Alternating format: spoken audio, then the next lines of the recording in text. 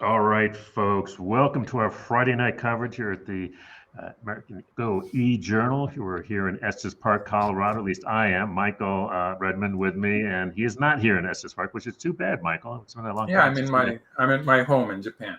That's right. And keeping safe, I hope, number one. I'm safe enough. Okay.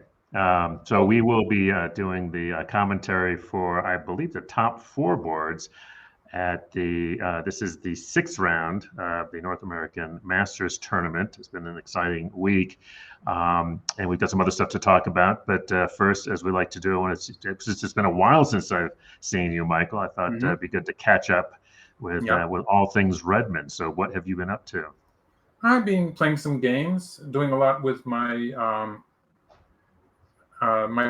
supporters at Patreon. So I'm Hmm.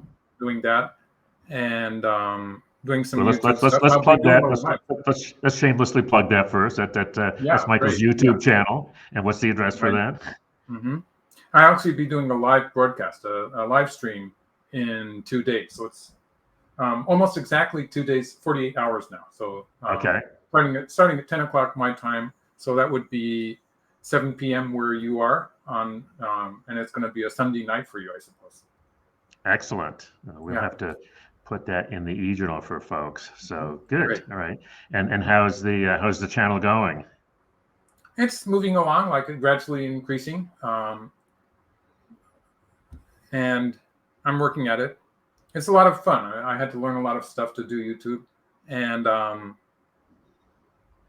so I got some exercise for my brain. And good thing. He likes learning new things. All right. Right. Well, check Yeah. that out. And I I'm think told that it's good to do something you're not so good at because you have to struggle a bit. Yeah. that works for me. Most of the things I try and do, I'm not so good at. So I must be really working hard. So fail again. Good. So I think Eva D will put the or Sean Ray or Devin. We've got the whole team is here working on this. So somebody will put the link to Mhm. Michael's wonderful YouTube channel in the chat for you, so that you can all go and watch and subscribe and support one of the best Go commentators in the world. So that's important. Anything to report on the tournament front? Things back more or less to normal. Yeah. Actually, we have 2 tournament days a week now. So Oh, wow. it used to be just Thursdays for us, but we can be scheduled for Monday now without any extra notice. So it's coping with some extra tournaments, I guess. For me, it's still the same pace. I did have a few wins in the last few weeks, and so Congratulations. and yes, and my most latest game was with Takemiya Masaki again. So that's going to be my live broadcast. I'm going to be talking about that game. Nice. All right. Yeah. Sunday night, folks. Check it Mhm. out. 7 o'clock, probably Eastern time is my guess. Good. All Mhm. right. Well, welcome, Michael. Welcome, everybody. Go ahead and, as always, we love to hear your comments, questions, observations on Go or life in general. It's Friday night, well, Saturday morning for Michael, but Friday night here.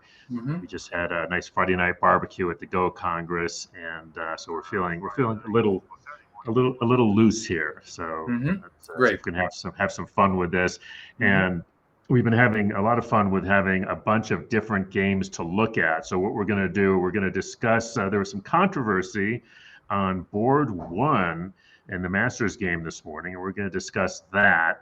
And then we have four top boards that will be sort of bouncing around, sort of taking a look at and getting things from Michael and answering your Mhm. questions, and basically just sort of doing a sports cast about Go. So we'll have some Okay. fun with it. So this morning in the game between Han, who's just been tearing up the field this week, Michael, he's Mhm. trained in China, professional five dan. I don't think any of the games have gone to counting this week. He's Mhm. clearly very, very strong. And then this morning he was playing our newest pro, Mhm. Alexander Key, who's 14 years old. I Mhm. saw some of Alex's games when he played at the pro tournament in DC. and frankly, one of the folks that people were thinking, might could, take down the giant here. Mm-hmm.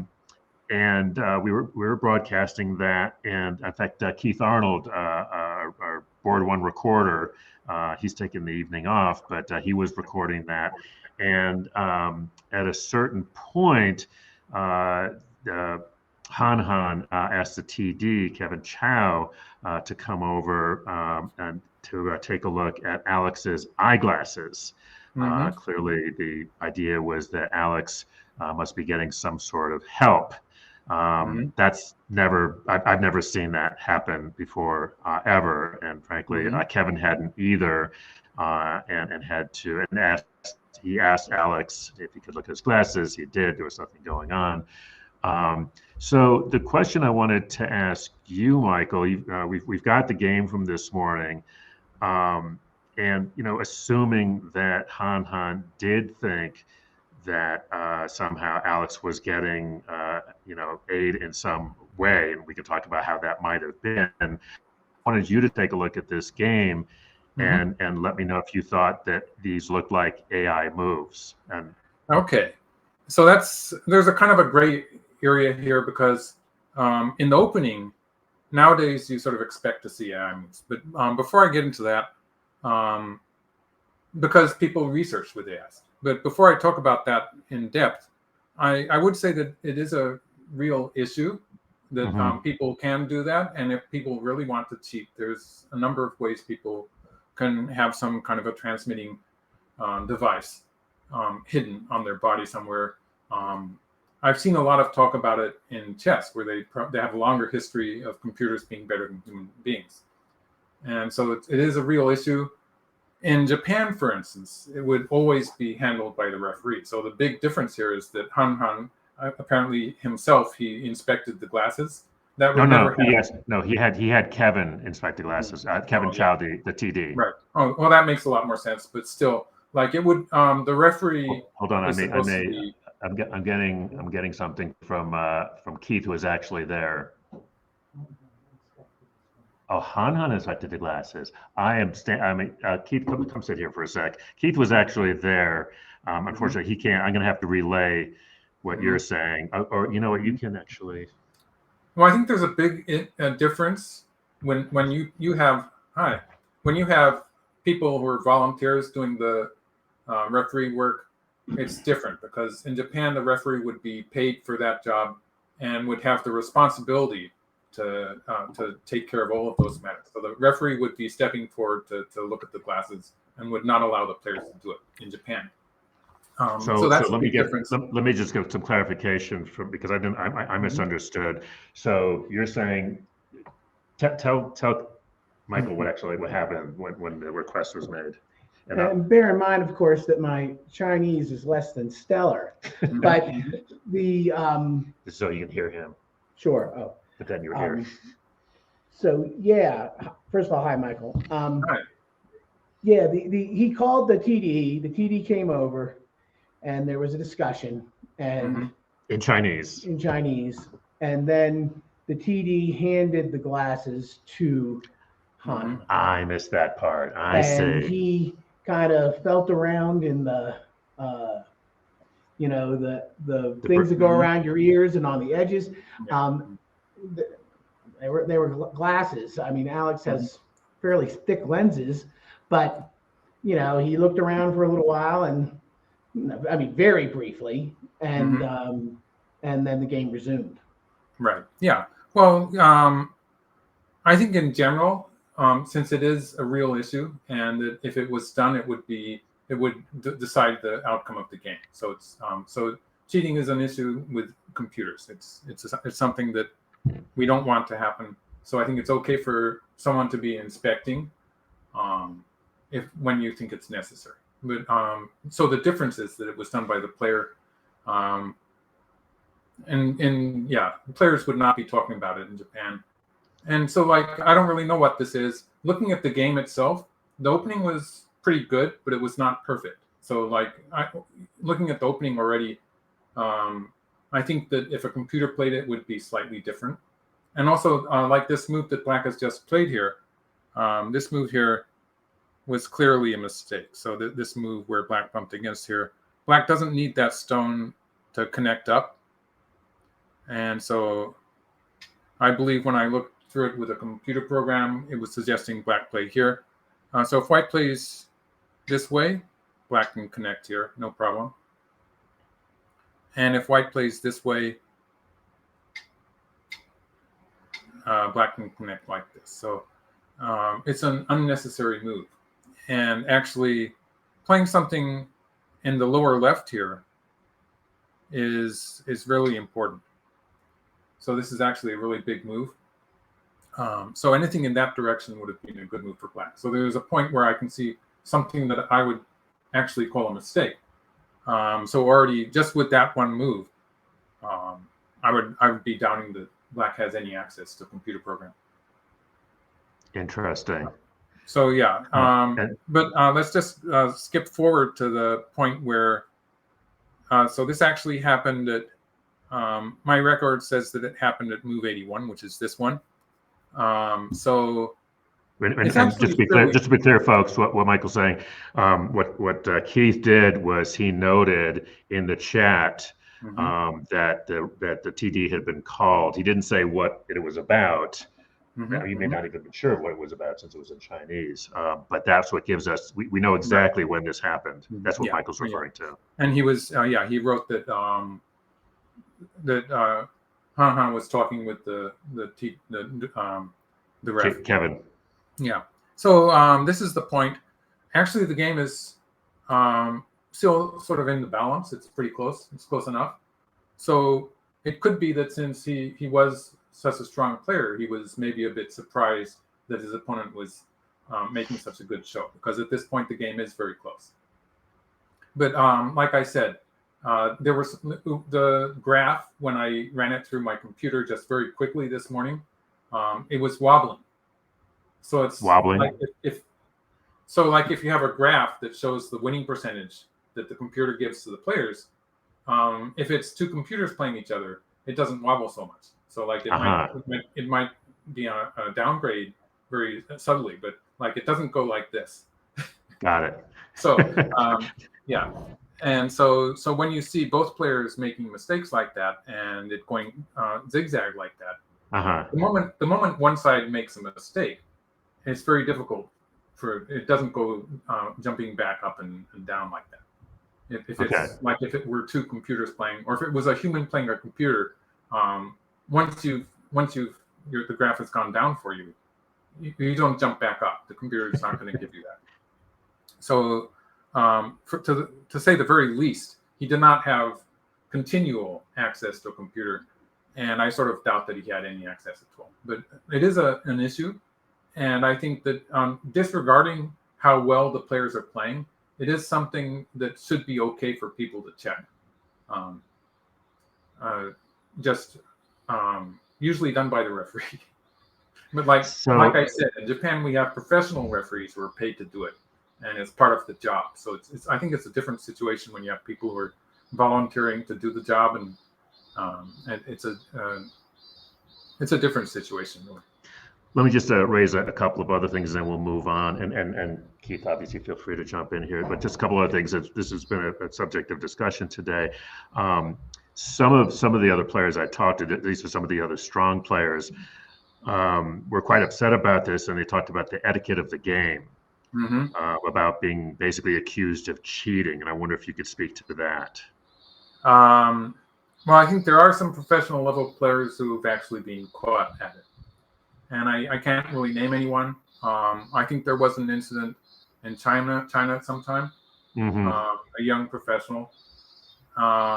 So I think that we've passed the point where we can say professionals don't do that, because it's actually happened. It's unfortunate. And so, but yeah, it's happened. And I think we just have to live with the fact that it's okay to check. Like, there's no point in being insulted about it.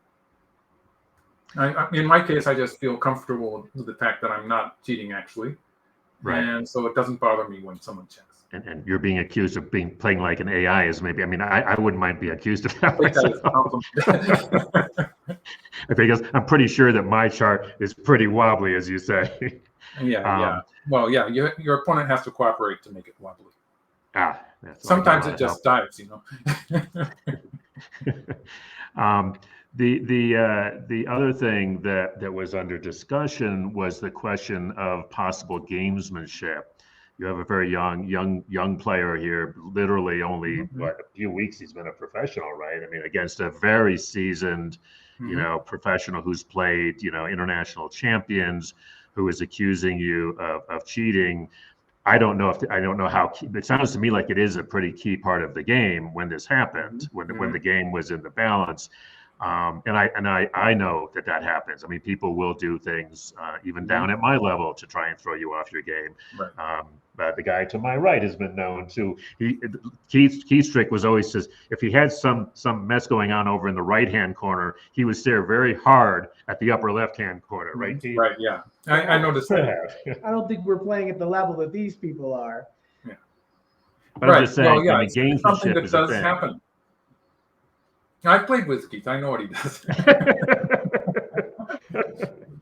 In my case, it was kind of a teller.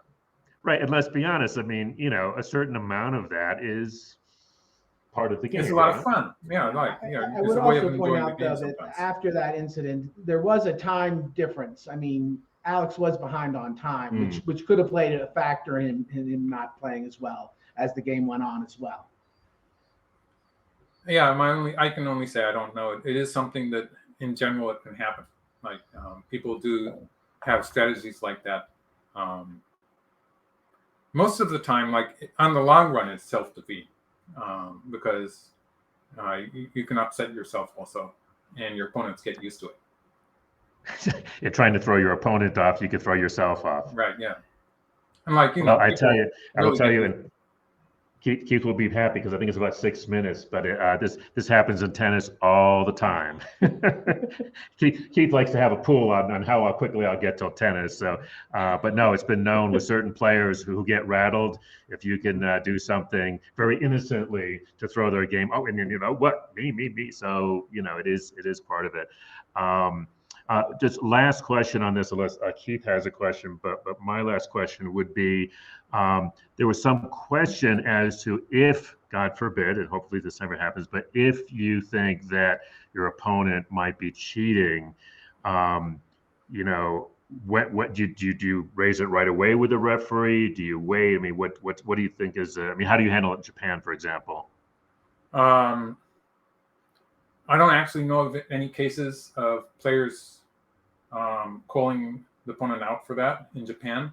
I think the procedure would be you'd call the referee, and you should probably do it immediately. Not wait. Mm-hmm. What? And don't wait.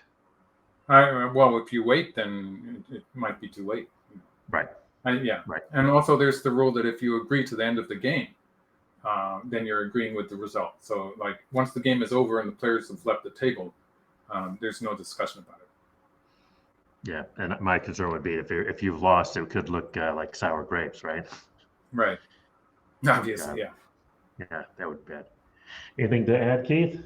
I just got to say, Keith has been my board one recorder all week. He gave up his U.S. Open games, everybody, to do this. Although Keith will be the first to tell you why he did that. No, we won't get to that. But okay. Just to say, the games probably would not have been much of a loss.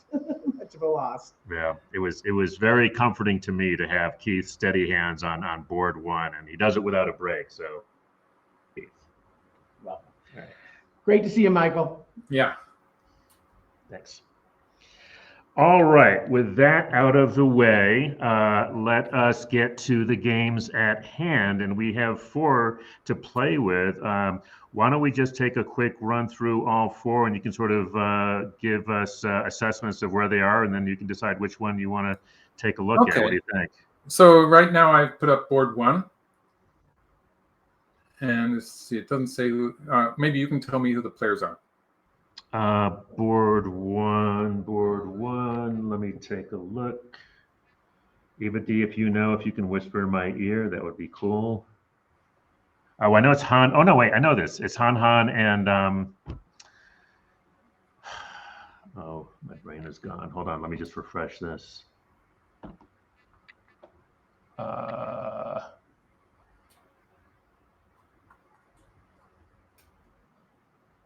Who is white? I should know this.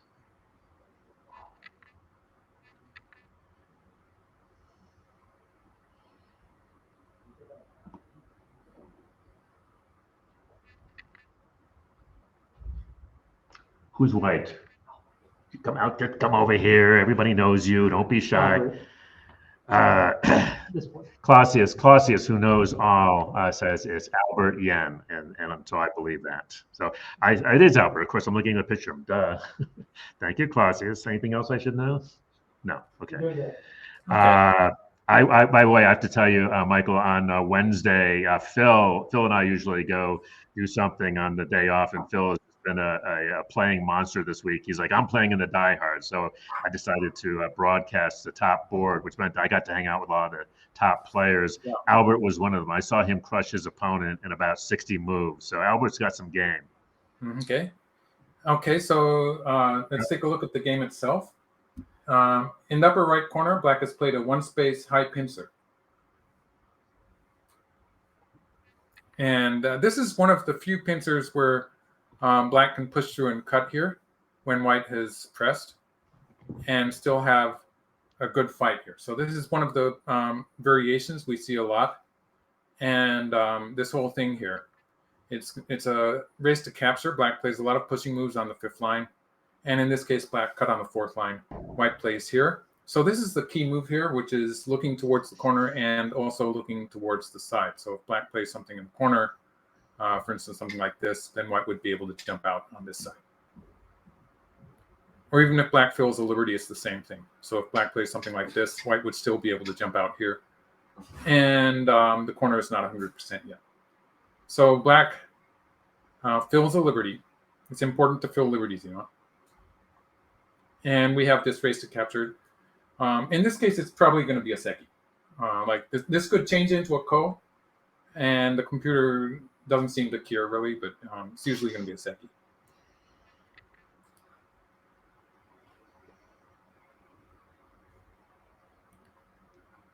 Okay, so here Black has a Sente Seki.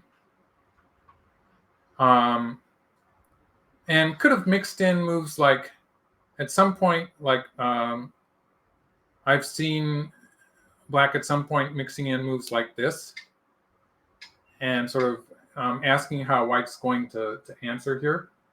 This does sort of complicate matters a little bit. And so sometimes Black will want to throw in here, I think. There are some complications. I have seen computer programs wanting to play this peak first. So that's a little change of order that was not played in the game. A relatively simple Seki here. So that's settled the local position. Black has this huge moyo in the upper area, and we're seeing White diving into it. Okay. So talking of computer-like games, this is very much like that.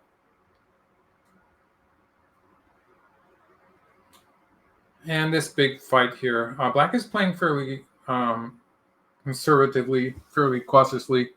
White does have this territory on the right side. And let's see, Black has a small corner territory in the upper left. And locally in this fight on the top side, Black does have the upper hand. So I would be happy to play with Black, but it's actually, if White can handle all of these weak groups, it's going to be fairly close as far as territory. Actually, White does have seemingly has a lead in territory. Mm-hmm. So if White can handle the local position, White will have a territorial lead. Yeah, that right side, right? The right side is bigger than the upper left corner. So basically it's the comparison of those two. And there's no other territory. But Black doesn't have any weak stones while White is sort of weak in the center. So I would say that if Black plays well, Black will have a winning game. Okay, all right. It all depends on this fight in the center, though. So this could, if the fight continues, it's going to last a long time. Provided White doesn't crash, it's going to be a complicated game that's going to fill the whole board. Cool. All right. Well, we can come back to that. That's board one, and just a reminder, Han is 5-0 at this point. Okay, we have names for this one. It's Wait a minute. Jeremy. Hold on one sec. Hold on. You got a second? Yeah. All right, come here. What's going on? It's old home week here. You remember? Okay. You remember Saul, right? Howdy. Take that Oh yeah, off. sure. Right. Howdy, folks. See if you can recognize him. Saul is a man of many, many hats, Michael. And actually, here you can put this in, and then you can hear him. Got mic on. Okay. But he has a particular hat that he wanted to tell people about. He was scribbling it down, but you can tell him yourself. Go ahead. You're on. Can everybody see him? You can, yeah. Or you can come over here. Come over here behind me. There we go. All right. Go ahead. Saul has something to say. I think you're coming. You're coming. There you go. There you are. We've got the American Go Foundation has a charity auction each year. We auction off a floorboard. This year we've got a Kaya Goban that we are donating from the Bada Club store, and there's a ton of other great items. Bidding is online. People at charityauction.bid/American Go Foundation, and we are halfway to our fundraising goal of $6,000. Oh my goodness, $3,000! Yeah, we've got We need a over high five on that. about 20 some items people can bid on. A Kaya board, slate and shell stones. There's all sorts of things you can find from online subscriptions.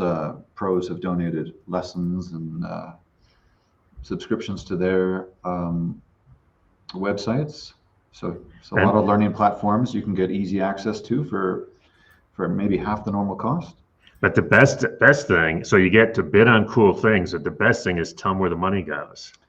To the American Go Foundation, and that goes pretty much straight to the youth in America, trying to spread Go through schools, scholarships for teachers and their programs, matching grants for teachers and scholarships so kids can attend events like this. No, and the AGF, I mean, when you look at a lot of these young professionals that we have, that is the fruit or the crop that we are reaping now for many years. And Michael, of course, well knows this from the Redmond Cup, which has been a part of that as well. So this is what Michael, like at least 20, maybe close to 30 years now of development. The AGF has been playing the long game, I think it's safe to say, yeah. So that's where the money goes. So it's something where you can do good, get some cool stuff, and the money will go to a good purpose. So I'll throw the link in the chat. He'll throw the link in the chat, and then are you still on board two? Yeah, this is a big thing. There's a big thing. Is Somebody covering for you? No, this is too important. You take your eye off your game recorders for 1 second, Michael, and I tell you. Anyhow, so anyway, that was Saul, and it's a great thing. Check it out. It's also, there's a link on our website at usgo.org, and Eva D can probably throw the link in there as well. So, all right, sorry to interrupt. Back to, are we moving over to game two? Game number 2, Jeremy and this Chu and Andy Liu. Oh, Andy. Okay, yeah. Okay. Yeah, we have the names now. We do. Okay, so this Thank you, is Eva the D. current board position. So, okay, it's actually pretty unusual for black to be playing on the third line here. Nowadays, people play on the fourth line, or black can invade the lower left corner. So, like, this is probably the most popular move now. Oh, shit, someone challenged me. Oh, well. Nobody challenges the master. Yeah.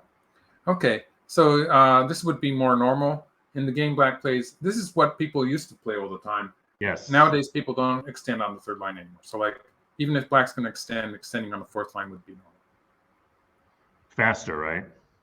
Right. Actually, this is the opening that Takamiya played against me. Yeah. So oh, really? It's just flipped. How'd it work out for him? We got into a fight immediately after this. How is old Takamiya doing? Is he still ballroom dancing? Yeah, I think so. Yeah. Good for him. Yeah. Okay, so white plays a Kakari. Again, the players are playing Kakaris, where computers would usually suggest 3 3-point invasions. It's not a big deal. And white plays an old Joseki. So we're seeing a very human-like game here. And let's see. So now finally black plays one of these, and white's playing the double hane. This exchange, this Joseki, I have a kind of a rule of thumb here, where I say that in the beginning of the game, this is usually good for black. And later on in the game, when you filled up the board a little bit, the territory becomes more important. So taking the corner generally becomes more and more valuable, and it gets better for white as the game progresses. So it's a kind of a general. Quick question, because I'm always happy, when I'm on the corner side of this Joseki, because it just feels like so much nice cash. So why do you feel like the outside is better in the beginning? Well, it's a ponnuki. It's a real ponnuki, which means that I'm saying that black only spent 2 moves to make this. I mean, only the 4 stones to capture the one stone, that is. So it's an efficient shape. It's very difficult for white to kill this black group. Also, if black has any potential to build on the lower side, not really true in this particular game position, but black can play here and build the position. If black wants to do something with the left side, black has a forcing move here. And the corner territory is just about 10 points anyway. So it's the fact that black ends with sente. Black has a tempo, which black can use to move to some other part of the board. It makes it's a Joseki, so it's pretty close to even. And it's a very subtle difference. So like for human players, it's okay for white to play this way. But the computer will usually give black a slight gain in the score, in the winning percentage score, when we get into this in the opening, usually. So like I would say that a more common approach for white would probably be to play something like this and switch to some other part of the board. So like maybe the upper right corner, maybe something towards the side would still be a big move.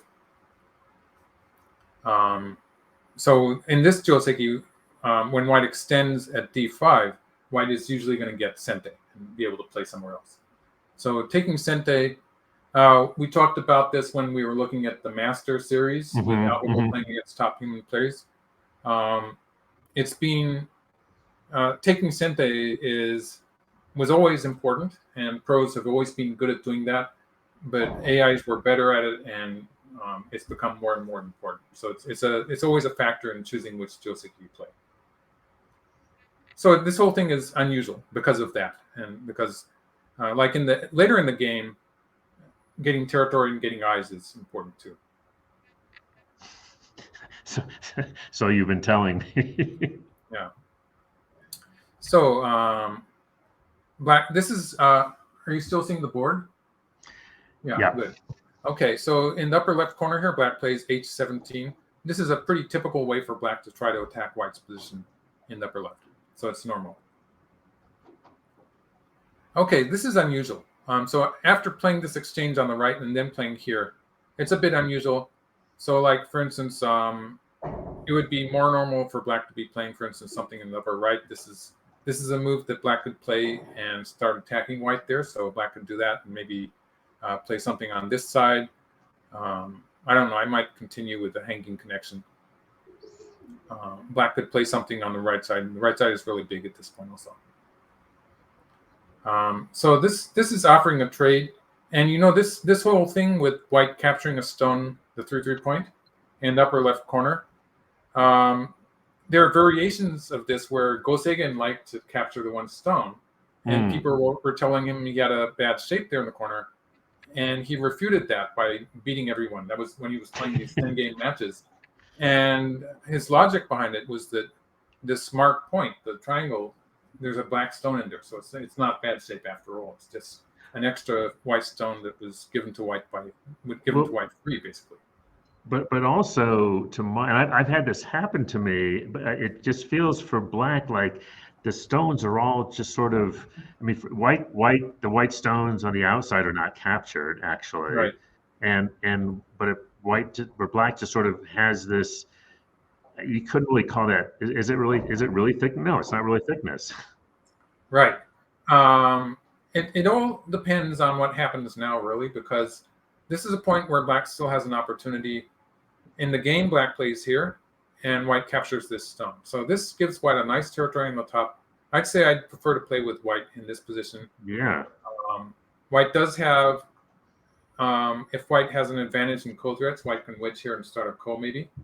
So there's some potential weakness in the black wall, and white's group in the corner is strong. So I'd say black's real mistake was this move. No, not this one. This move, which was it's a shape move, but black has to start with extending here on the third line. And this is important because it's creating a kind of a forcing move here. And this is going to affect the corner. So like when white plays here and black plays here, white has to do something about that. Because if white just plays away, black has a forcing move here. And cut these stones off. So that's why extending to this point is important, because it saves the cutting stone here. Black needed to save that stone before doing anything else. And if white does something to protect, like this, covering at b14 is a big move. If black's going to get this move for free, then this is pretty important. So like if white decides to do something to stop that, to protect the corner, and black plays here, it's almost like black got an extra move for free. Mm-hmm. And this point, it's on the second line, but it's really big. It's a very big point. It has to do with the base for the black group. A lot of territory is involved also. And so like even if black follows up later by connecting here and white plays here, this white position actually, there's still some moves that will be added. So like if black plays here, here, here, here, and here, this is, in the end game, this would be threatening to make a seki there. So obviously not forcing right now, but in the end game, black can take away all of white's territory, or if white answers, white's going to be putting stones inside the territory. So it's only 6 points for white. So let's take a look at the game. When white crawls, so that's a big move. So when white crawls there, this is threatening to play a hane on the third line. So I bet black answered that. Now that white territory is about 10 points. So there's a significant difference in the white territory, almost 5 points. And there's more than 5 points difference in the size of the black territory. And the fact that later on in the game, if white has enough koh threats, blacks tried to sort of counter that idea by playing this. So when white does play the koh, the whole white group is going to be in Atari. But if white has some significant koh threats, white can do stuff like this.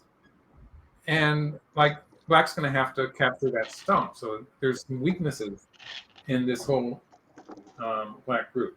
Okay.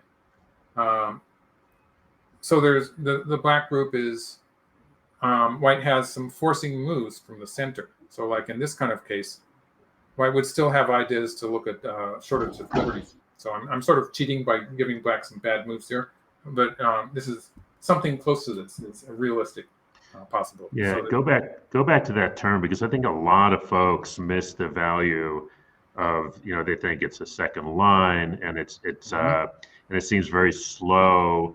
And it would be slow if it was slow, but when it's sente, it's not slow.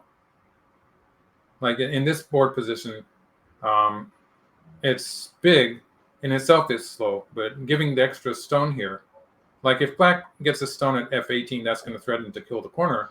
If black follows up with a cut at g18, that's going to threaten to capture these two white. Let's just put some black stones in. So black gets this. Hold on for just 1 second. Can you make sure that all the game recorders know not to leave without checking with you first? Because we have a bunch of dongles and stuff out there that are not theirs, that we don't want them walking off. So they need to check in with us, and we need to check all their equipment before they take off. Okay. Thanks. Sorry. Okay. So in turn, when black cuts at g18, that's threatening to capture it. Yes. So all of these moves are forceful. So all of the moves that black plays have follow-ups. That's really important. Like you can play a big move that doesn't have a follow-up. That just gives your opponent the tempo. But if you have even these small moves, they're moving solidly forward because every move has this follow-up.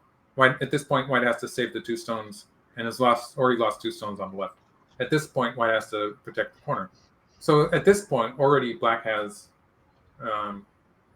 forcing white to answer, reply somehow. So for instance, like this. And then black gets to cover on the top. So although it's only about 10 points, maybe a bit less than 10 points in actual territory, it was sent it. So that makes it worth it. Do we want to go more on this one, or do we want to take a look at 3? Let's just check that okay, this is the board position, I think.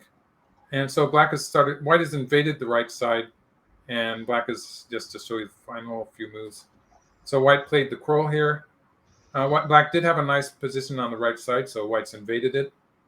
And so this is going to be a fairly peaceful game. This fight that is starting on the right side, these are forcing moves that black can play. White generally answers either on the left at N3 or on the right at P3, something like that. And everything is pretty settled. So this white group is already alive. The corner, of course, is alive. It's going to be really difficult to kill this black group. I talked about a ko at this point. Usually it's not going to happen because it's a dangerous ko for white too. So that sort of depends. And the right side. So the right side is going to be the final fight here. And the question is, black's going to be behind in territory. So black's going to have to make use of this attack on the right side to make territory, maybe in the center of the board. Black will also have ideas of making a strong position in the upper right corner so white doesn't counterattack it. So there's going to be some fighting locally, but it's probably going to turn into an endgame. Cool. Before we go on to 3, 2 things. One is I'm just noticing, and I haven't been monitoring the chat, but I've got black and you've got white. I don't think we've ever color coordinated, so that worked out well. Also, right. Eva D, can we get a better crop on Michael, because either my head looks really big or Michael's head looks really small. let's try and get it. Let's try and get. Oh, there we go. We could just move Michael closer. I can bring the computer. I can bring the camera closer, I guess. Yeah. I can't shrink my big fat head though, unfortunately. So. Yeah. All right. Yes, that looks much better. Thank you. All right, let's take a look at board 3. All right. Okay, just at first glance, it looks like black does have some nice territories here. Yeah, that's my first. This is Michael Chen, and this is Alex Key. Is that Key? QI is Key? Yeah, Key. Yeah, that's the one from this morning's game. Right. If it was an X, it would be Chi. Yeah, I think I understand the. All right. All right. So it's a similar opening. So in board 2, black played the extension here. So this is what happened in board 2. This is the game that we were just talking about. Only this stone in the lower right corner is in the other game it was a star point.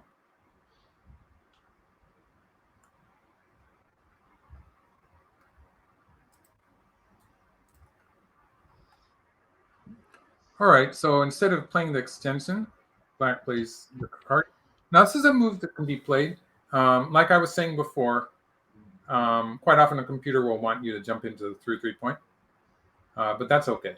Playing Akakari, this is something that can be done, I think.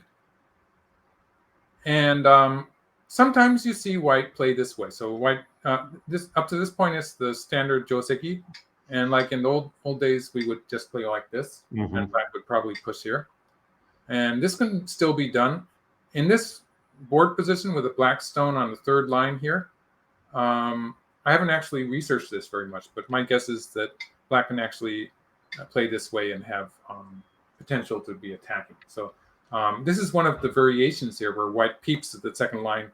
We saw this for the first time, I think it was when KJ was playing AlphaGo. So that was a bit later than the Lisa All games. And they got into this fight. And at that time, it was the first time I had seen this move where white immediately peeks at the second line. And black countered with this. In that game, black was jumping here. Sometimes black can just extend and start attacking like this. And for instance, this works really well when black has a stone sort of waiting for this to happen on the third line here. So this makes a big difference in this variation. It makes a big difference when white tries stuff like, for instance, let's play some other moves. So when white does something like this is going to really heat up the board position, and stuff like this will happen, and it gets really exciting. And again, this is the kind of position where it helps for black to have a stone in the background, sort of waiting to help black out. And so when black has a stone on third line here, quite often black can do that, can play aggressively when white plays that peep on the second line. So I'm talking about this move here. So, but this is like, there's so many, this gets really complicated locally. So for white, also another option would be with this move, where you often see people, top pros, playing moves like this, moves like this. Sometimes the double hane. You see a lot of this in the corner, which was not played so much before we had computers. But they didn't do that, so I'll leave it there. So yeah, so actually this board, the game move was the hane here. And this is, instead of saving the stone at the 3-3 point, playing like this and controlling the center a little more. And again, the idea of getting a tempo, taking sente. So it's something that is played a lot in modern games. So kicking and jumping. Okay, so let's see. I'm not so sure about this move. I wanted to ask you about this invasion because, during the Open this week, I go around and I shoot lots of pictures and to tweet them. And I've been, one of the things that just in watching the games is, watching people invade these, and at lower levels, they just tend to get targets. They get, targets. And so I get that was one of my questions was, when are you looking at, building or invading or reducing? Oh, you mean for black here? Well, the right side, it's not really that, probably not as important as the left side at this point. So, like for white, just going back 2 moves, I would be thinking of pressing down here. So, talking about reducing, the left side, the position black has there, is definitely a position where white is not thinking of invading or pincering or anything. But white does want to press from above and force black into a low position. So reducing is the idea here. So like anything like this, the more black rolls, probably the more happier white is. White can just play some move on the top side. So nice. It's a combination of the fact that black has, the most important thing is that black has a low position here in the lower left corner, and this group in the lower left corner is already alive. So it's this black group in the lower left corner here. The fact that it's already alive is very important. So like if this black group was dead, we would just go back to that point. Sorry. Let's get rid of that. Okay. So going back to this point, if this black group in the lower left was dead, white would be thinking of pincering and making a double attack. But the fact that this group already has 2 eyes, it means that white doesn't want to attack that group. So even locally, white's local move would be something from above. So either the knight's move here or pressing would be another option. So pressing from this side would be good. So that's pressing in general towards the left side and pushing black down to the third line is something that white wants to do. And after that, we look at the adjacent side. So we would look at the top side and the lower side. So it's just a question of which looks more promising.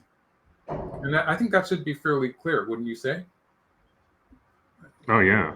wouldn't you agree that the top side looks a lot more inviting than the lower side? The lower side with this black group, even if we look at the black groups, like this black group in the lower right corner and the upper right corner, the lower right corner is already alive as it stands. And what's more, it doesn't really have much potential to expand towards the side. On the other hand, the white upper right corner, it's not a territory yet. And also, if black adds stones to it, black has potential to expand into the top side. So like this area, it's big for both sides. So I would be focusing on the top side at this point. So in the game, white played on the right side and jumped. It's just that, like, just look at the black stones standing. If we look at this white area pointing out towards the center of the board, the two black stones that I've marked are outside of that line. So I don't really see white drawing border lines towards the center of the board very easily. It's sort of difficult for white to expand this thing because the black stones are further left than the white stones. So like this area doesn't look like it's a big area for white. Just visually, it looks like those marked black stones are sort of in the way. So that's why I would be just comparing it with this diagram. Probably a bit better for black to do something like that, but just compare. I'm being greedy again. Let's just do this immediately. So comparing it with a diagram like this,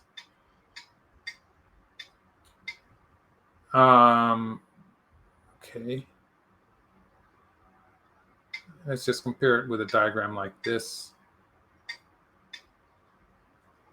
So now we see some more potential. Like this area looks sort of whitish now. This whole area here. So it is expanding into the center and has some potential. It's just that I see more area towards the center that is more easily dominated by white. Wow. It's a white color to me. I mean, what's interesting, Michael, is you compare this diagram to the game diagram. Like you say, the game diagram, it's hard to see where white. Yeah. There's no framework like that. I mean, and Right. even the stuff on the side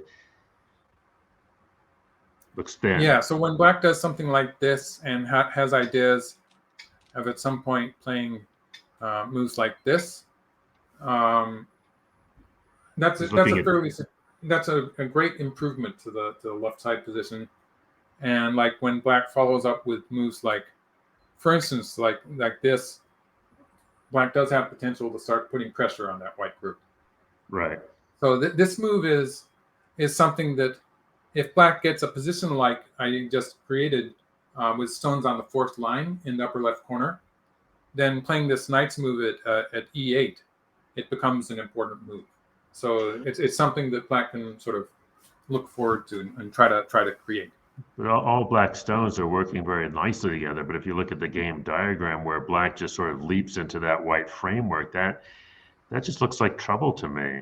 I'm not sure if it's going to be trouble. I have the feeling that since the side was open underneath anyway, I don't think it's necessary. So like, so for instance, I'm in trouble for black actually. If white plays here and black plays here, you can see some of this territory disappearing from underneath. Right. And so that does reduce the value of the side in general. So yeah, so white should be happy to have the running fight start here. This complicates the game in a position where black probably had a good position just playing like this. So one thing is that it complicates the game, and it's sort of building a story where we have ideas that maybe white's can control the top side of the board. Just the fact that everything is going to spread out from the left side of the board means that white's going to have some opportunities to start playing stones towards the top side and dominating. That's an area that white wants to dominate. So in that way, this is working for white. Okay. Just my gut feeling. I'm not so sure about that move, but I can see what white's trying to do.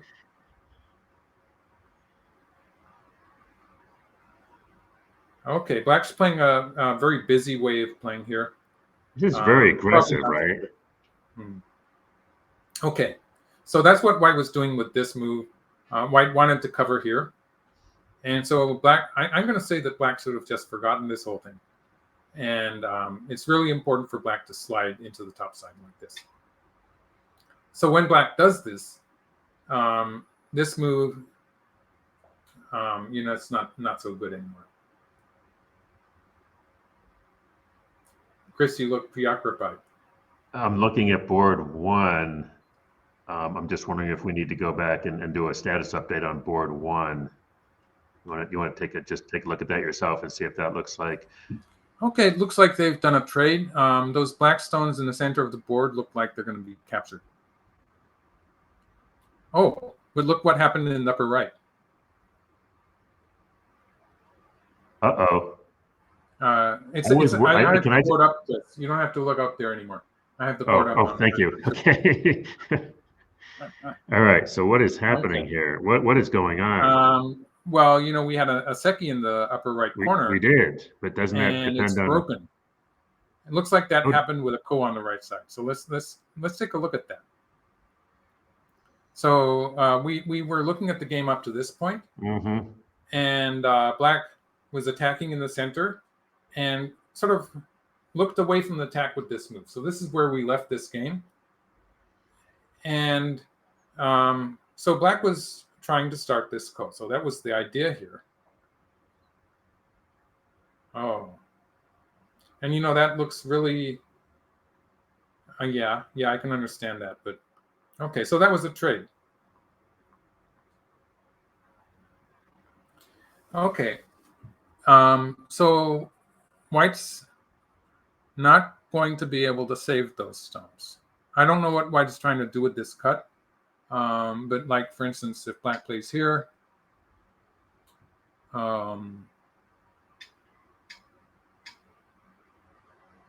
there's nothing happening here. Like Black has multiple choices. Extending here works. We can go backwards, and there would be multiple choices. So nothing's happening here. White has to leave it at this point. White would probably just play a forcing move here. I don't know. Maybe the bamboo. I don't see anything happening with these white stones on the left. So white's probably going to add stone here. I'd say that probably captures. Let's be a bit more conservative. Let's play white here. So this captures black in the center, and white's going to have something like 20, 25 points associated with that. Let's play this exchange and play here. So this is captured black in the center, about 25 points. White has a great position on the right side. So this point and this point are interchangeable. It means for the time being that black group is cut off. There is some potential for white to reduce with something like this. I don't really see anything further inside the black area. So white does have that potential. So an important move for black would, for instance, to play something towards the side, maybe a bit further, closer to the lower left corner, but no, I'll just leave it there. It's 40, 50, 60, 70, 80. Black is already getting close to 100 points. So that's a huge black territory.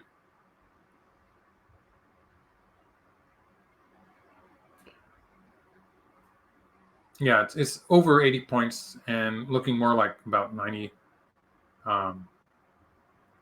And like a computer would probably just say it's over. Right. But for human players, it all depends on how black deals with this area.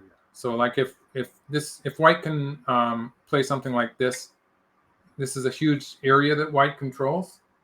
I don't know, maybe in a human game black would have issues trying to reduce that. Just offhand, I can see there's a move here, which looks like it's going to give white some trouble. Threatening a double Atari here, among other things. So this kind of fight with black, a computer would just say it's easy for black to make a life here. Mm-hmm. And for human players, sometimes it's not so easy. But I would say black does have an advantage.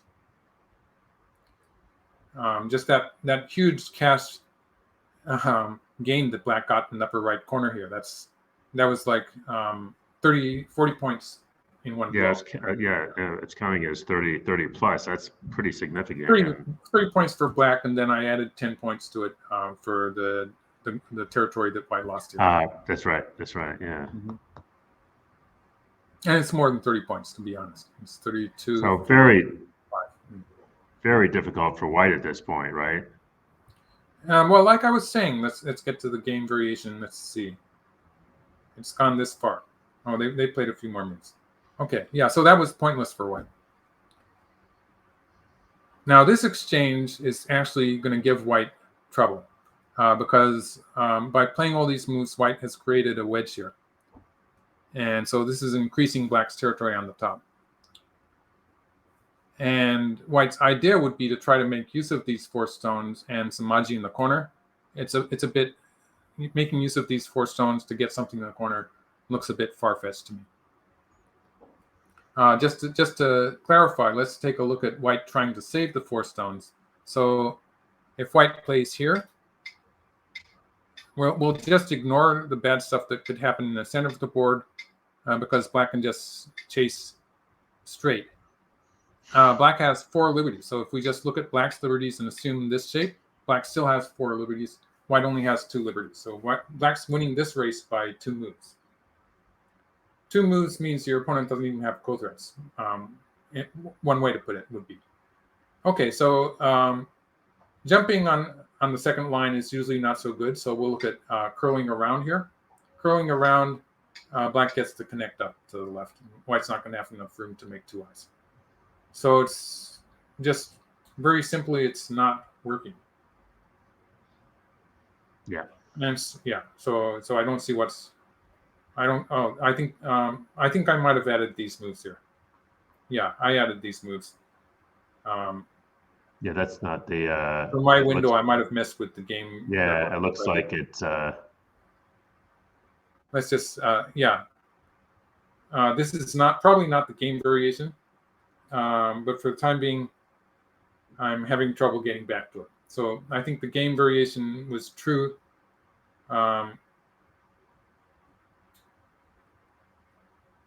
Maybe I think it was true up to this point, at least. Right. So we'll see. Yeah. Oh yeah, it looks like white did play this variation. Yep. Yeah. So this white is going to try something on the left side. It looks kind of dicey, but maybe. Okay, yeah, I see what happened. Okay, white did this and then came underneath. I don't think this is going to work, but white's going to try to make a position where the left side turns into some kind of a semi-eye, a race to capture. And if white can use these stones are not going to live, but if white can use the whole situation to create some forcing moves from the outside, then there's some potential there. So we can go ahead and look. I think we can go to. I don't think we've looked at 4 yet, and also. Okay, this is game number 2. We talked about this one, how the fight would develop on the right side, and we can see black making a fairly strong attempt to attack white here. So let's just go back to the last few moves. So black capped and cut off the white stone in the center, gave away some territory on the right. This looks like black is sort of building an attack here, so it could get exciting.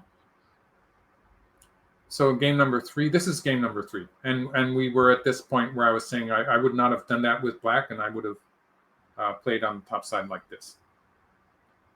We didn't really finish this one, did we? No, we jumped back. We jumped back to 1. Mm-hmm. Oh, white got the lean in. Right. So the upper side is looking good. And yes, so the corner is looking a bit troublesome. Yeah, it was good for black to capture that stone. So, yeah, I'd say black got a bit lucky there to be able to capture that stone. Maybe white could have done stuff like this. Let's see. Maybe white could have done stuff like this.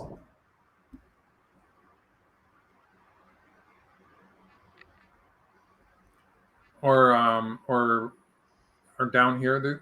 There are some issues here where it looks like it could get difficult for black.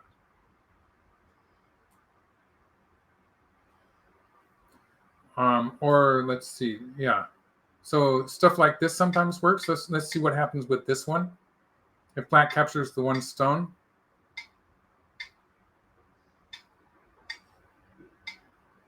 This is going to be forcing, threatening a wedge here. And this would just capture like this. So nice. Black will have to answer that. Would play an attachment here. And this would be sort of forcing, like white is threatening to make a ko here. Black could play here and it would be a ko. Or if black plays here, white's going to win. And so if black answers that, I guess this was not so good. So I better take it back. All right. But yeah, I think black did get let off the hook here a little bit. Maybe white could have played here and then down. This would be threatening to connect like this, which would be big. And that would be big enough to justify giving black 2 moves on top, I think. Playing there and then having black capture that, it takes a lot of value of this move, which was filling a dame there. So yeah, I'm sort of focusing on that move, I guess. Mm-hmm. Okay. All right. Yeah, the top side was still big. So I would say if I were white, I would be more interested in playing a move like this. Okay, that makes sense. I think white was sort of concerned about that white group on the right side. So yeah, this is how I would deal with it. Another point that's sort of important here is when black did all this stuff and white played away. This is a huge move, but white could have started with the peep here, I think. And when white does that, white is making a threat to follow up. Like if black plays here, white can follow up. Let's see.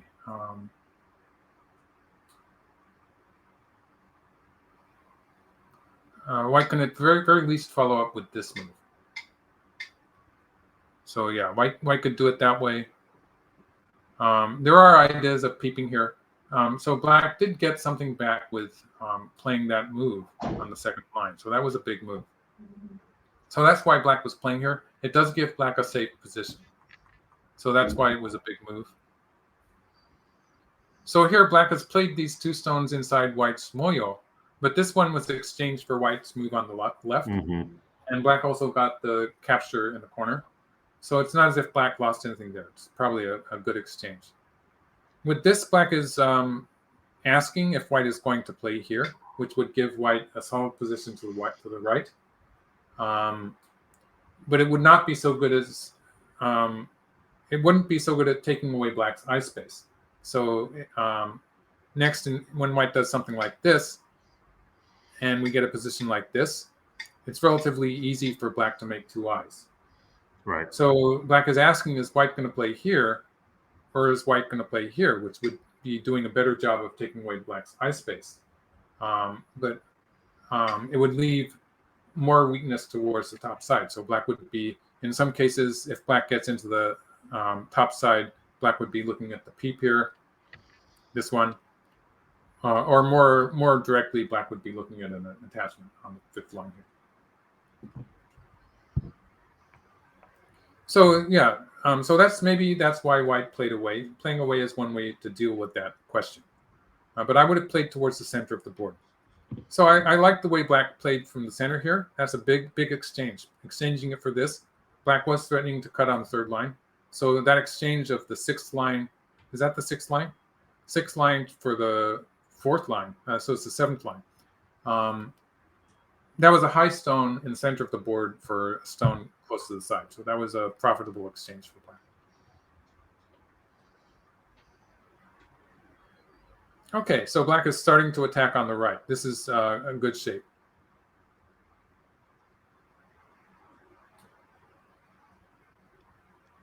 Oh, now they're so jumping here is not an attacking move. This move, Right. it's a light move. So when attacking, I would probably think only of extending. So this is an attacking move that is looking at stronger variations, like for instance, like this. So it would have potential to be squeezing white when black has a position of strength. So black has this living group on the right side of the board and some stones floating around in the center, which do give black some ability to be a bit more aggressive here. And so I think black wants to press down on white a little bit more. So jumping here, it's a light move that you usually play when you're in a relatively weak local position. So it doesn't seem to fit this board position. Letting white off the hook. Okay, black's heading towards an endgame. Oh, maybe not. I think what happened was that white let black off the hook earlier, according to you. So probably what happened was that black decided to return the favor. Okay. Black has started something on the top side. I sort of doubt that, like, in order to justify this, black has to try to kill white on the right. So it's going to depend on what happens there. Because black is losing points towards the corner, losing points towards the center. Everything that black has done so far has been negative. So white's getting this good position towards the center. Later on in the game, white can play here. And let's see. I should have done that with the move thing. Let's see. Okay. So white's gained points in the corner, and white's going to gain points by capturing these 4 stones. This is the game variation, so I'll just leave it be. And in order to justify that, black is going to have to try to kill this white group. I'll just say that. Like, it's not a question of pushing white around or anything like that. Black probably has to kill the white group on the right, and we'll see how that turns out. Right. These black stones here, they're making a wall, and so they're going to come into play. There's some potential there for black. For the time being, this point and this point are miai, so white's not going to be able to connect up in that direction. So a fairly adventurous way for black to play. I think black had other ways to try to win the game, but if this turns out, it will be a big territory on the right. So we'll see how that turns out. Should we take a look at, you want to take a break before we look at 4? Get yourself some tea? Let's take a quick look at 4 first, if that's okay with you. Sure. Yeah.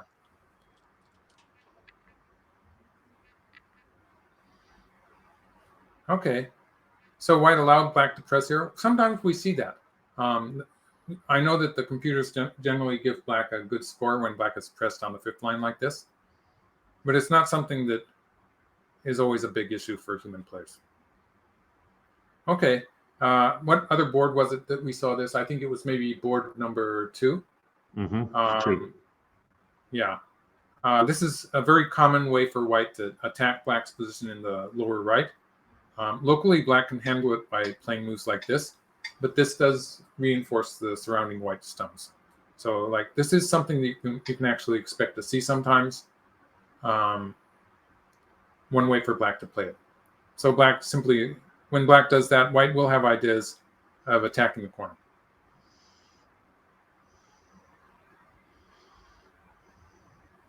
Yeah. So this is the kind of position where the players are probably, most of these moves were agreeing with computer programs. I wouldn't be surprised. But it's a position where I would expect the players to have seen them before. So sort of touching back on the subject we talked about earlier this morning, there are certain parts of the opening where you sort of expect your opponent to have researched it. And so I'm not surprised if my opponent plays moves that look like an AI has chosen. Not so sure about white pulling back on the 3rd line, though. It looks like a weak move. Yeah. So where did black play his last move? He played there. Yeah, I'm pretty sure black should have. Shouldn't black be running away? Yes, I think so. And also the fact that white played a slack move on the right, where I would have bumped against here just to give black less room to move out in the center. So like if black slack. plays here, this is flimsy It's shape. slack because if black tries to hane, white can just cut him off, right? Hane where? No. You were saying that white's move was slack. Yeah, White does probably wants to play something like this would be leaving a huge weakness on the side, but I think it's okay for white to play like this. Okay. Yeah. So and this would make a huge difference in the center. So black should be taking advantage of that. It's okay to play a peep. Did he play the peep here? Yeah, it's okay to play the peep, and black should follow up with this. And this is going to be good. Get out first, right? Yeah, this is going to be good for black because any moves towards the right side, like extending here, for instance, they're going to be forcing. So black's going to get a very strong position in the center, and black's going to have potential to attack this white group. So that's why, like, black is attacking here. And so white would really like to be able to play this move. And white's going to have to, start getting into trouble here. So yeah, so black should start with this. So white gets to surround black. Just having that stone floating around the center, it's going to make a huge difference. White still has this move, which is going to be annoying because if black goes after it, there's some problems with black's connection here. So black cannot actually capture this one stone. Black has to give it back. So in this case, black would be giving it back. White would have the option of capturing it, and black would still need to add a stone here. So for instance, something like this. So this whole sequence actually gave white an eye on the left. So this eye is going to make a big difference to the strength of the white group. So just going back here, when white plays a move like this, black has to take that into consideration and play moves that aren't even trying to capture the white stone. And it's going to be a bit of a headache. So that's the problem with the way black played here. The fact that black has to make eyes, it's giving white this stone on the outside, which is going to change what happens in the future on the lower side. And white still can harass black with this move here.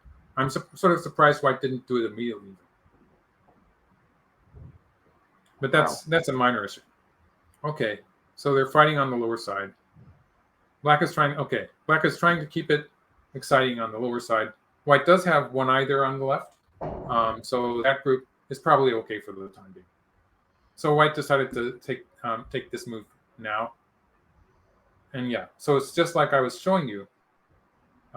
White didn't have to play this all the way. So white did stop. So yeah. So this whole thing, black had some opportunities, and I think black lost them in this whole fight here.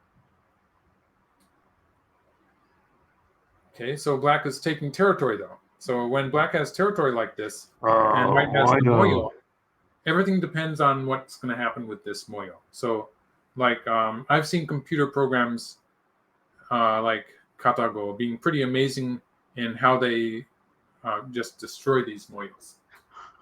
So the fact that black has solid territories here, it does mean that white has to be careful of the boundary here.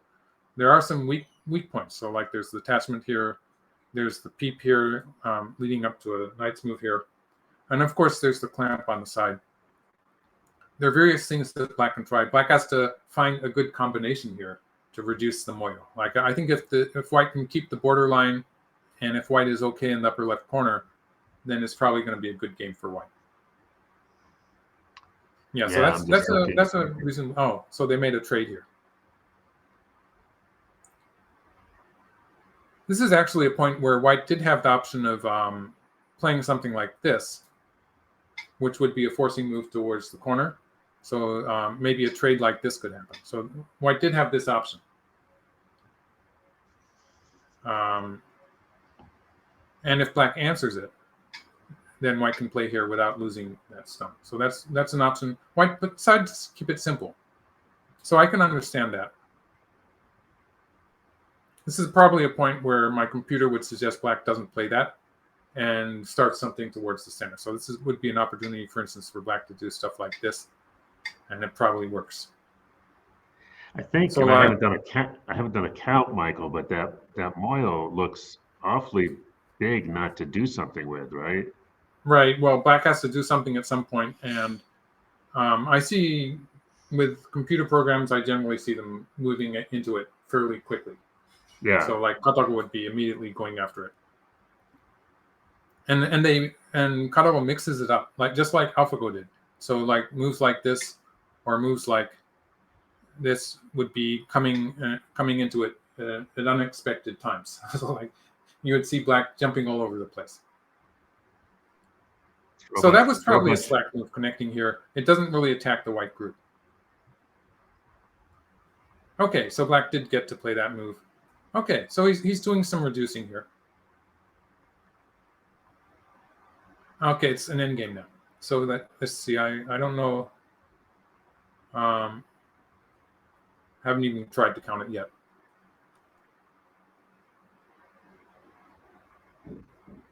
It's a good reduction, though. Yeah. Mm-hmm. Yeah. For starters, I didn't like black, but I think that black does have a lot of territory. So maybe it's good enough. I haven't had time to do a real count. White still has some issues. Well, what do we? But let's just. It's not going to be that exciting from here on. It's going to be an endgame. So Right. I'd say it's close enough that we can just let the players play that. Right. Yeah. Okay. We could take a little tea break. Here. Yeah. Let's take a little about a 5-minute break, folks, and we'll be back. Have a bit more than that, maybe a quarter of an hour. You bet. You bet. Okay, 15 minutes, and everybody, we will see you shortly. Thanks very much for watching our stream, and we will be back soon with Michael and Chris and the Masters. Great.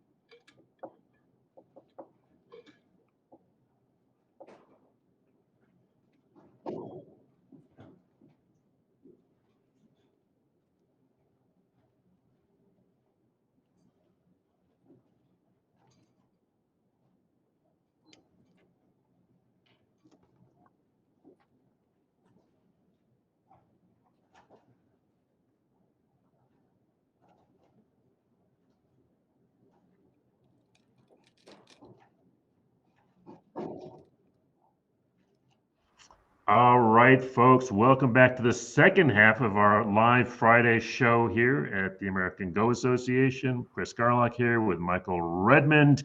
We are, well, I was going to say, we're in Estes Park, Colorado, but we're not. I am, Michael, of course, in Japan. So thanks so much for joining us, Michael. And we just found out it's a special day in the Redmond family. Go ahead, let folks know. My daughter's birthday. Happy birthday. And I'm going to give her a great birthday gift and not sing happy birthday to her. How's that? Thank you. Not that I know, but yeah. Anyway. No, seriously, I could do a lot of things. As you know, I could still make you a pretty sweet paella, but singing happy birthday is not one of my. Paella would be great. But you tell her she gets herself to Washington D.C. We'll have a birthday paella for her. How's that? Sounds great. All right. What we're going to do, folks, we will be with you for the next hour because we have to wrap this up at 10 o'clock my time, whatever that is for you, so that Michael can get on with his birthday duties. So we're going to take a very quick run through all four games, do a check-in, see what's happening, get a quick assessment from Michael, and then we'll start bouncing around to whatever games he thinks are the most interesting. So take it from the top, or do you want to go in reverse order? Take it from. Let's go take it from the top. This is the game that looks like it's going to end first because Black does have something close to 100 points of territory. So everything hinges on Black managing to handle this group inside White's area. There's no way that White can get enough area without killing this group. So that's the whole issue here. Let's just back up a bit. I was talking about the game somewhere around here where Black already had a lot of territory. Yep. And so White tried something, and ultimately White did get sort of basically some forcing moves from the outside. So there's still some potential for forcing moves from the outside, but not really for White to live outright. So for instance, if White tries stuff like this, Let's see, it's black's turn. Where did black play? So if white tries something like this, it's not going to work. Like there's not enough room for white to make this work. So this isn't what white, but white would have ideas of maybe at some point capture here, and there would be a huge amount of bad aji there. Maybe black would end up adding a stone to it. So white is getting something towards the corner in this variation. So it wasn't completely pointless, is what I was trying to say. Mm-hmm. So black played this way. With this move, like quite often you see black play a move like this, which would be trying to make a life in the corner, and white would counter by trying to build the lower side. So black is more oriented towards the lower side with this move. Okay, that's my variation. Let's see. See if I can find the game variation again. It's sort of tricky with these demo boards. A lot of variations. Okay, so this is okay. Yeah, Michael's searching through this forest of variations. Yeah, I got carried away. So black plays here. If I were playing with black, I know black has a number of options. Sometimes black can try move, like this would be a direct way to try to do something. White does have a kind of a flimsy shape on the left here. Black could have started with this. Black could have started with this.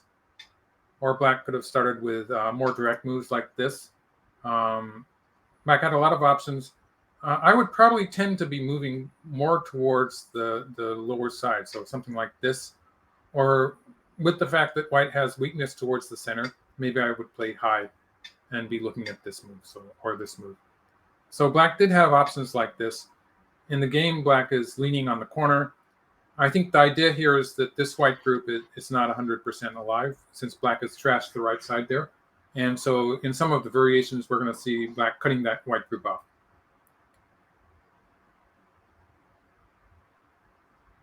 So black's trying to get some extra forcing moves here. You can see him using the aji and wedging here. So this is a very strong move in which if white pushes through, in the game, white answered here. So if white pushes through, white can actually capture these 3 stones. This would be an example of a variation where black gets to attack. Sorry, not that way. Black's going to start with this side. And black does get to attack the white group there. Probably wants to start with this one first, though. Or black can go down. Black can go down. This would be threatening the white group.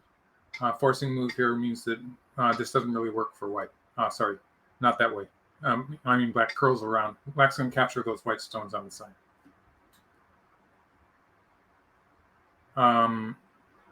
Yeah, so this would be a collapse for white.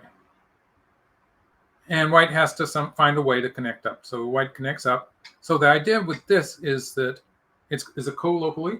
If white connects here, black can go straight down here. And if white opens a liberty, then this is going to be a ko after all. If white fills a liberty,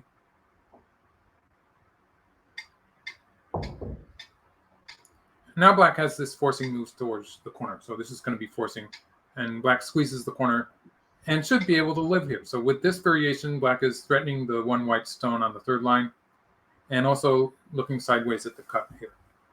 This is probably pretty similar to what happened in the game. Hold on one sec. And just make sure we get any equipment that we right. I'm just asking if we need the camera for you guys to come into, or if you guys are good. Yeah. Sean was just telling me that board 3 is just finished. Okay. Let me just finish this. The moves are coming fairly quickly here. No, that wasn't the game. I think, weird things happen with this sometimes. Okay, I think I'm in the game variation again. Yeah, maybe this is the game variation, and so black is going to play something towards the lower side. Black has a cut here. Or maybe we'll just connect here or play a pressing move here. With that cut on the 6th line there, it looks like black should be okay. But again, like this is a group inside white's area. Just one mistake would it'd be very easy for this black group to die, which would be a win for white. I would rather expect that black is probably going to manage to live here, which would be a win for black. So it's very clear cut what's going to decide this game. Well, we'll come back. So you said board number 3, did you? Yeah, he's at board 3, just finished. And I have to say, well, board 3, the Okay. game recorder is Yang Fei-Gay, the 8-dan, who's playing on, I think he's playing on maybe board, where's Yang Fei-Gay playing? EBD, where's Yang Fei playing? I should look at the cameras maybe. Anyway, he's in there somewhere. It's his wife who volunteered this morning to record this morning, tonight, and tomorrow. So it's been great having her. She's was on, I think, board 3 tonight. So that is the game we're looking at now, right? No, we're going to switch to board 3. So it's pretty clear what happened in this game. I was talking about it earlier, and we were looking at this position where black has done a lot of stuff towards the top side. Are you following me here? And I was saying that Nope. white cannot connect, and black, in order to justify everything that black has done so far on the top, black has to be able to capture this white group. So let's look at the game. Turns out that black just captured it. So like, as I was saying, these black stones are coming in the center here. They're coming into play. They're acting as a kind of creating a dead end. So it's sort of difficult for white to get out here. So this is the game variation. It's significant that black has managed to make some extra space here in the center. So that's what all the pushing from behind was.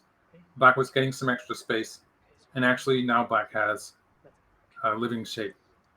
So this was fairly well executed, if you ask me. So black is alive here, and now white is a bit desperate.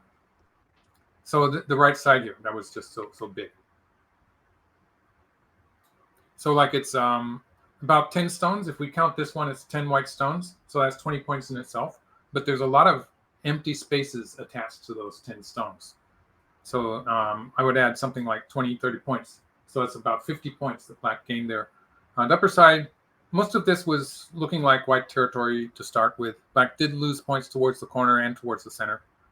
But it's not anything like capturing. So it all depended on whether black could capture this group or not. So I suppose black won by resignation here. I'm guessing so, yeah. That was a weird way to end. Oh, yeah. Okay. Makes sense. Yeah. There was nothing doing for white, basically. So white is Alex, and he's our new professional. Right. So white's mistake was where white started to build on the lower side here. I'm pretty sure this was white's mistake. If white had expanded the center, so I did make a variation for white playing here. Something like this. It seems so natural, Michael. Just sort of building out, organically from that center position, right? Yeah. Well, yeah, of course.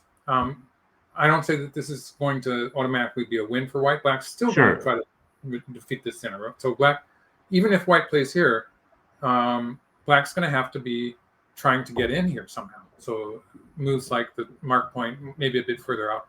It means that any moves in the center of the board, this move that white has just played is the most important point to have a stone on.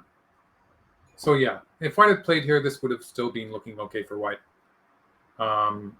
If we look at the full board position, already we have a position where black has a sizable amount of territory.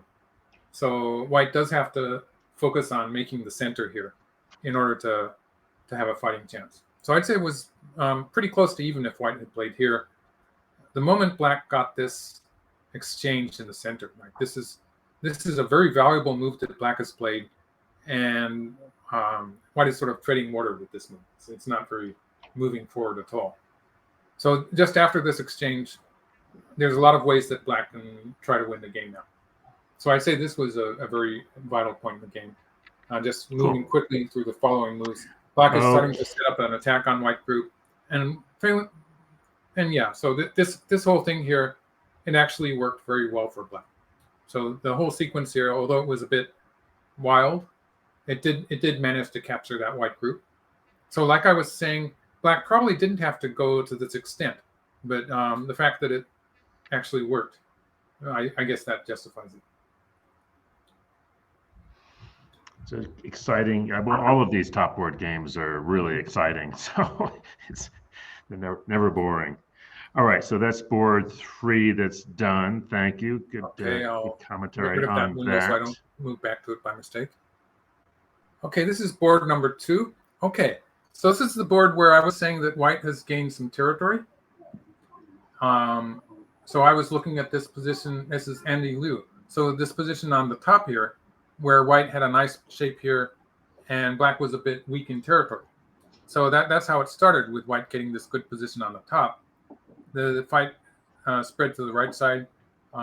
Looks like black had a reasonably strong attack there, and now the fight has switched to the left side. So it looks like they're going to continue fighting throughout this game. And so the focus is going to be on this white group now. The one weak white group, I'd say it has one eye already. So if white, for instance, if white gets into trouble and wants to make 2 eyes, the way white's going to do it, the way white's going to continue here is to play here and go straight down. Or white can play the hanging connection. So white has a choice here. This would be a co-related situation. Where white actually does have some potential, like if white's desperate, white could play here and play here and play here. So I'm omitting the co-taking moves for black, but this would be a co for life.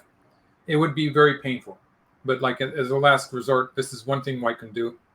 Otherwise, this is looking more like a one-eye shape. So for instance, if white plays here, threatening to connect on the first line, and then plays here, black can reduce it to 1 eye, but 1 eye with Sente is sometimes it's pretty important. So that's what the situation for white is as far as eyes are concerned. So this is the game position. I don't think they've played, and I probably just created. Oh, this must be the game move. Which is I don't this see is the board. 2. Yeah, you're right. That's caught up now. That's caught up now. Yeah, I probably have to leave the window or something because I put a variation in first. So this is the second variation, but this is the game move. So white does have that 1 eye in Sente on the side, which he can play at any time. And but for the time being, he's moving out into the center. Let's just back up a little bit to see how this happened. So white invaded the right side, and black is trying to get an attack here.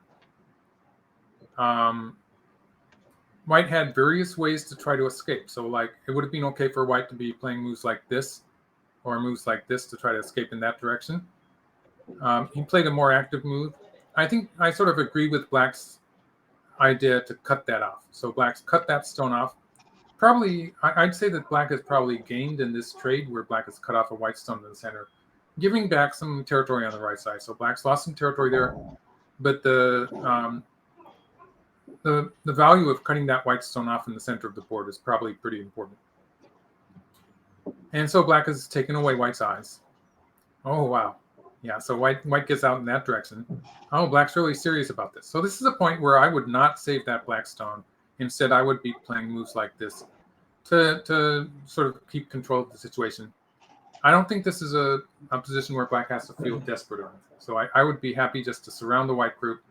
White has only half an eye at this point. White needs 1 stone at the T8 point to finish that eye. So white has to make an eye with Sente towards the right. So if we continue with something like this, this kind of variation, actually, this is probably going to be a collapse for white. So black could play something like this. It's going to be bad for white. It means that already white is looking at a position where white has to give something up. So yeah. So for instance, with a variation like this or like this, white would be giving stuff up towards the corner. So like black would be able to do stuff like this. White would still need to add stones to this to be alive. And so black would be getting some points back in this direction. So this is the way I would try to handle it. And it's probably going to be okay for black. It's probably going to be, white has scratched the whole black territory on the right, but black has some potential towards the center. So I'd say this is probably one way black could have done it. In the game, he's really keen on going after that white group. So they have this trade here. The problem with this is that black is going to have to add stones to make that corner secure. So the fact that it's not connected up is an issue. So you had to add that stone. So white's safe now. Yeah, I guess white's safe.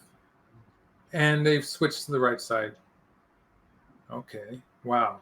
And black played this move.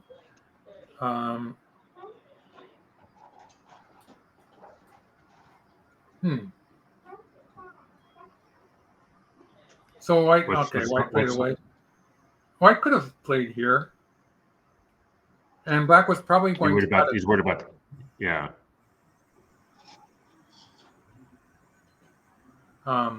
Yeah, so white's playing aggressively here. Black did get, yes. So actually, I think a computer program would have been playing that forcing move for black a lot earlier. So maybe at this point, or even earlier in the game. So that's a point where I wasn't sure black was going to get to that point actually. But the way they played it, black got to play it now. So this is forcing towards the corner. Yes, and white's really set on fighting it out. So white should have a fairly solid lead in territory now. And black's going to try to catch up by threatening white. So white's position in the upper right, it's completely connected. If black plays here and tries to cut white, black will be putting himself in a shortage of liberty, so loses these 4 stones. So black can't do anything there.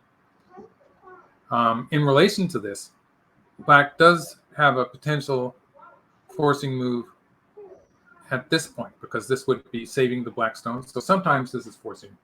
It sort of depends on... so like there's also a fight where white can connect here and connect up to the group in the center. So it sort of depends on that. All right, so that's the variation I made. Okay, this is the game variation. And they didn't do that. Let's see. It must be this one. Okay, so this is the present position. And white is maintaining his lead in territory. Let's see what the territory actually is. I'm just sort of guessing here. White has something like 15. Let's write it on the board. Just when I have to talk while I'm counting, I usually forget everything. So I'll write it down. So that's 15 points. It's a good visualization exercise for people. Yes, this is about 10 points. This is about 10 points. I'll call this 10 points. It could get a bit smaller. So this is kind of there's a question mark with this white group. Black might be able to reduce that a little bit. But white does have some potential territory on the side here, maybe a bit here. So I'll say that's 15, 25, 35, 45 for white. So white has 45. Oh, I can only write on the board. But white has 45. Let's take a look at black's territory. Okay, so this is the peep I was talking about. So if white leaves that, oh yeah. So if white leaves that, black can cut white off with something like this, where black has time to return here. So in this case, it looks like it's going to be difficult for white to escape with this group in the center. So this peep is actually threatening to cut white off here.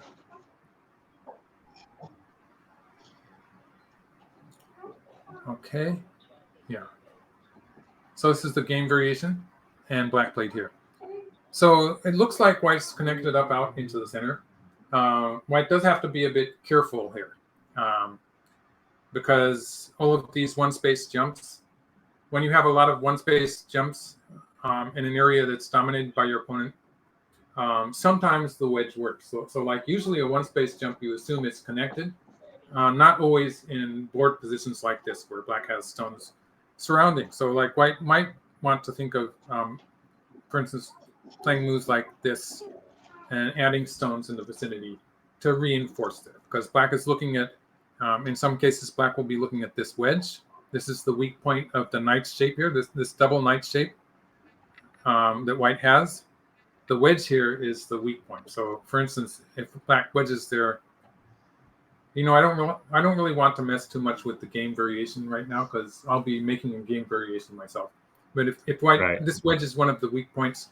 Also, another weak point that black is eyeing with this jump that black just played, black is looking at this one, which would be threatening to push through to the right, or wedge on the left. So it's about time for white to start reinforcing. Can we check, because you had counted 45 for white, and I was just doing a quick count for black, and I came up with somewhere around 40. I was having a hard time really sort of counting black. Okay.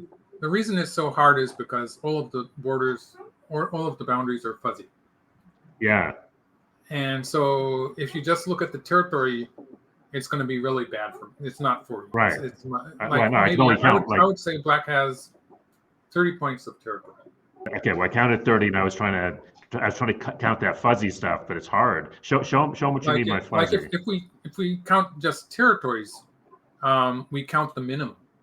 So like I'm going to say that with this one space jump, I'm going to give black 8 points here. Okay. I'm going to give black about 8 points in this corner. That's not even a 10-point corner. Yeah. Like this isn't much territory. It's okay. This isn't very much. Let's add these two and make them 10 points. So let's be generous with black and say this is 10, this is 10, and these two are 5 each. Yeah, and as far as territory is concerned, that's pretty generous. But that doesn't necessarily mean that black is losing the game, because black has these areas like it's perfectly conceivable that black will swallow this white stone. Or it's perfectly conceivable that black will end up getting a territory boundary or something like this, which suddenly adds 15 points to black's territory. To mention a more realistic move in itself, a move here will start to push white around in the lower right. And this, in some cases, if black does a good job, pushing around this white stone, this white group will change that into 6 points, or sometimes it can develop into a double attack with that group and the group in the center. So that's what black is doing with this jump here. It's a good looking move. It's reinforcing black's group and sort of looking at the weak points in white's group. So like, for instance, white has played a nice move here, a knight's move. You know, the YouTube always makes that a nice move when I say it. Yeah, the knight's a nice move. A nice move. Yeah, it's a nice move. We also call that that shape is the horse's head. Yes. Okay, so black is still. But can I just, before you finish here, I think it's really important for folks what Michael's saying, because you know, if we're counting, we're like, oh geez, black only has 30 points and white has 45, plus black has to pay Comey, so it's way behind. Okay, so I must kill white's group. But what you're saying is, no, actually, you want to, the better plan, I think what you're saying is squeeze white's group and you know, because it doesn't look like it's going to be really easy to kill white's group, right? I mean, sure, that would be pretty cool. But in squeezing white's group, you can make up enough, just what you were sketching out there looked like it'd be more than enough to make it up, right? Well put, yes, that's exactly what I was trying to say. Like if these attacks are executed well, then white will end up with spending a lot of moves to make a 2-point life. So for instance, an example of that would be, for instance, if white at some point has to use this kind of thing, and while black is accomplishing something at some other part of the board, white has to add stones in what would normally be like dominant points, and gets only, well, in this case, it's a 4-point territory, but yeah. Only gets a very small territory, sometimes only a 2-point territory, while black is suddenly getting something like 20 points. So that's how these attacks work sometimes. So this is the kind of variation that white is trying to avoid. So white is actually being sort of fearless here and trying to play valuable moves.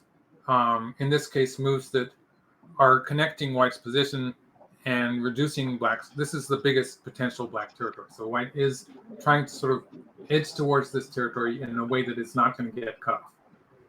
And keeping connected is the important thing here, because it's very easy to get cut off here.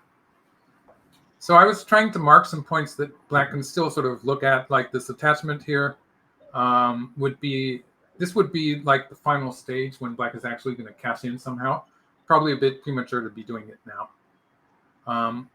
It's interesting that black did not play any of the peeps against the one space jumps. And that is good style. It's good style because by not playing any of the peeps, like in points like this, which you would usually play, he's keeping open the possibility of all of these wedges. So all of these wedges are things that black would like to be able to do at some point. And we don't know when that's going to happen. So like, for instance, okay, he's pushed. So I don't see where that move came from, but yeah, okay, good. So for instance, going back to this point, pushing there is an investment. Yeah, but we'll talk about that again later. So let's have white play some really loose move. For instance, wedging here is one of the weak points. In that if white plays here, this stone that white played that was supposed to be reinforcing white's position, it's not playing any part in covering either of the cutting points. So like if white answers like this and black plays, for instance, black could even just cut here. This is getting exciting. Wow. Well, you get the idea. Even if black curls around, black is harassing the white group. So this is one of the key points. And by, let's see, where's the game? This is the game move. So by doing that, white has handled it. So if black starts with this move and wedges, white will be able to connect in. Oh, sorry. That wasn't the wedge I was talking about. So in most cases, white can just answer on this side and might end up sacrificing the one stone. But like capturing this stone, just capturing that stone is not going to be good enough for black. So black might want to do it some later point, but black doesn't want to start with that because it's going to reinforce the entire white group. And so this must be the game variation. Oh no, that's not. It's mine. Okay, this is the game variation. I'm sorry. I'm just looking at 4. 4 looks like it might be wrapping. Do we want to? Is this a good place? Okay. Is this a good place to I'll jump? just conclude here that the black territory is not increased yet. So black does need to get a convincing attack going here. And white does have that one eye incente on the left side. So that's something that's important. And so I would say it is a difficult game for black to make this actually work. Although like this, in general, this kind of game, sometimes you can see some amazing territories just emerging from nowhere in the course of the attack. So that's what black is going to try to accomplish. It really depends on number 4. how. All right, we will switch to game number 4. Oh, it looks like they're finished. That's what I'm saying. I think they're filling in Dami, Just right? by snap judgment, I would say it looks like black has more territory, but like at this point, to get a correct calculation, I would have to spend some time actually calculating. Or you can just use, at this point, you can actually use score estimator. It's usually pretty accurate. There's I've never used a score estimator. Estimate score. Yep. Black by 5 1/3. So let's see. Back to review. So black's winning by about 5 points. I'd say it's probably 4.5 points. We want to take a quick. That must have been. I think this was one of the games you were saying was going to be an end game, right? Yeah, it looks like it was an end game. This is the game where I was suggesting that black should invade white's moyo early, but like I think just to recap, I didn't like the way black allowed white to surround. Yeah. So black, I was saying in my commentary, I was saying black should move out like this. Mm-hmm. Yeah, so move out somehow. Anyway, moving out, for instance, like this, is an example of how moving out is actually going to set up an attack against white. Mm-hmm. And now that I look at it again, moving out like this is another way, perfectly stable. It also does put some pressure on the white group, and it is looking at a follow-up move here or here, depending on how strong black gets. And so, like, this will reduce white's potential towards the right side. In some cases, if black gets a strong position in the center, black can actually invade the right side later. And so there's a lot of possibilities there coming up. And it's just very valuable to move out. And so I didn't like this. This is probably bad for black.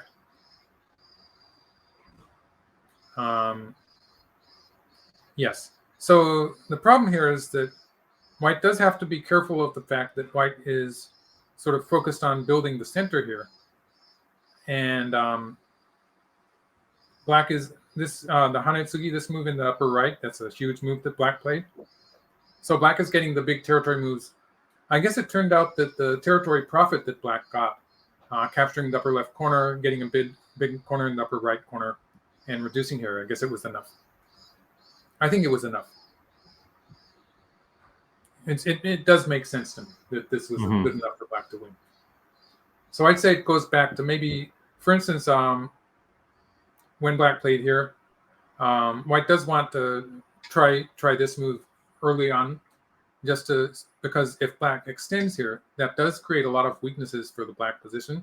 So when white does, and I would want to be leaning on this black area also, as part of the process of trying to make a moyo, just having some potential to split that side.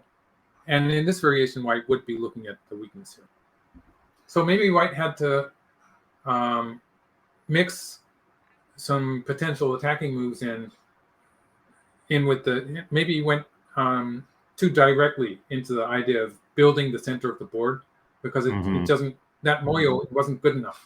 There were too many weaknesses in the moyo. So white probably had to play moves like this, or could actually just forget the moyo and start stuff like this on the right side. If white can split the left side, that is, these three stones here, they could sometimes become isolated. So a connection on the right, on the left. I always get that wrong, don't I? A connection on the left becomes important. The fact that this corner group is alive means that the value of a move here connecting up is limited. It's not such an important move. So white would like to be able to sort of create a position where black is going to need to add a stone like that. And then white could start thinking about maybe making a moyo eventually. So white had to go through a bit of a process here before white actually tried to make the moyo. So that's my snap judgment for that. So in the game, we get this moyo where white is just giving everything else to black. And black did a good job of reducing it. So I'd say that the moves here are examples of some of the moves that black can use to reduce white's moyo, and they worked well enough. But that said, 4.5 points or something like that. Let's see if I can. Oops. You know, when I try to go fast forward too far, some bad stuff happens. So I'll just take it in bits and pieces.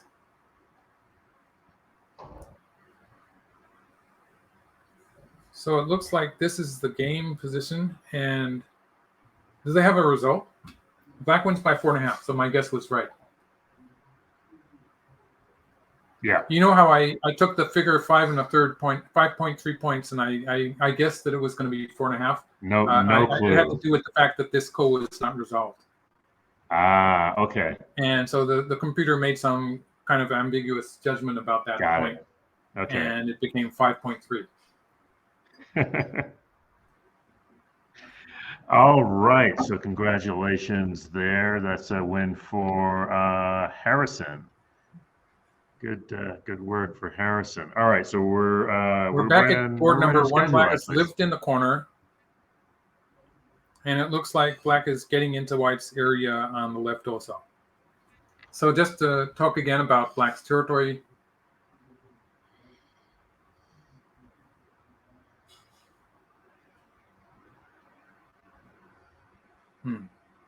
Okay, so white has reduced the black territory on the left, maybe. Yeah, it looks like white has reduced that.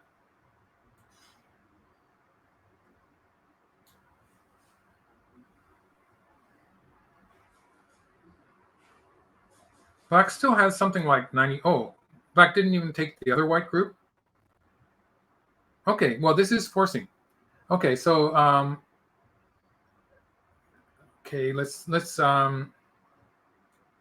okay, let's change the order of moves, and then I'll be able to make a diagram. So this move is threatening to play at A8, and black's gonna probably follow up by capturing these white stones. So in this variation, white has scooped out something like 15 points on the left side, but black did get to connect up in the center. And so black has something like 80 points in these areas. I was going to say the technical term is a buttload of points. Yeah, so black has something in the vicinity of 90 points. Yeah, there's no way white's going to have enough territory in this game. That's just too many points, right? It's a lot of points. White has something like 20 points in the center. White has less than 20 points on the right side. White has about 20 points on the left side. You know, white still needs about 25 points to make it close. So that has to happen here. Doesn't look very likely. Yeah, so I'd say that if black doesn't mess up, it should be a win. Let's see what the game looks like. So it's like this. Well, black is... they're building the same variation that I mean. Black is Han, and he's not made a habit of messing up. That's good. It's advisable. Well, okay, so this is the other game.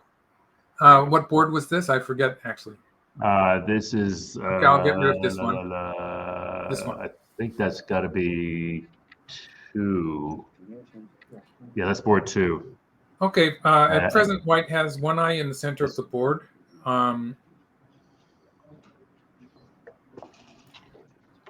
And black can actually take away white's eye on the side. It does look like it's going to be difficult. So, for instance, just to make one, let's back up a little bit. So let's see. I just remembered if I play a forcing move, just disregard this forcing move I played. It's a bad move, but I'm going to make a variation for the game without destroying the game record. So if black wedges here, then white can play. White can get an eye on the side. So this is going to be an eye with sente. So for instance, if white plays here, and like this is one eye with sente. So a variation on that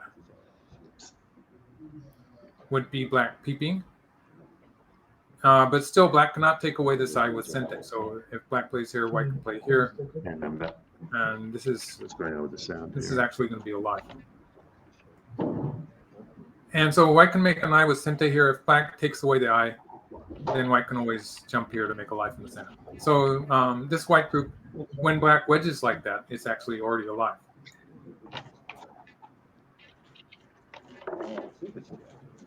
Okay, so if black were to try to kill white,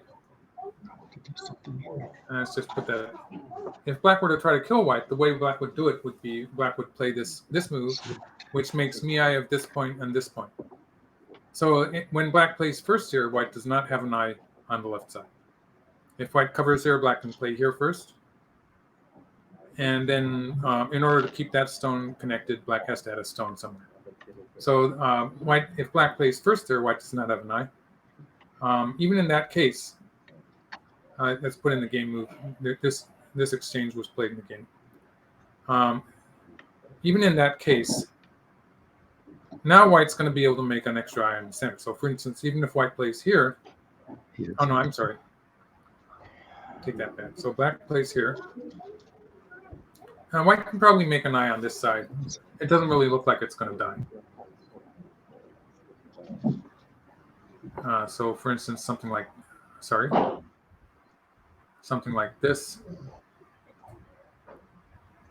Something like this. It looks pretty easy for white to make 2 eyes here. So this is going to be alive, and white has not really given up very much in order to get this living shape. You might notice that you remember I talked about this group a little bit. I said that it could be squeezed sometimes. You having some technical trouble? Hey, Chris, you look confused. You're okay? Oops.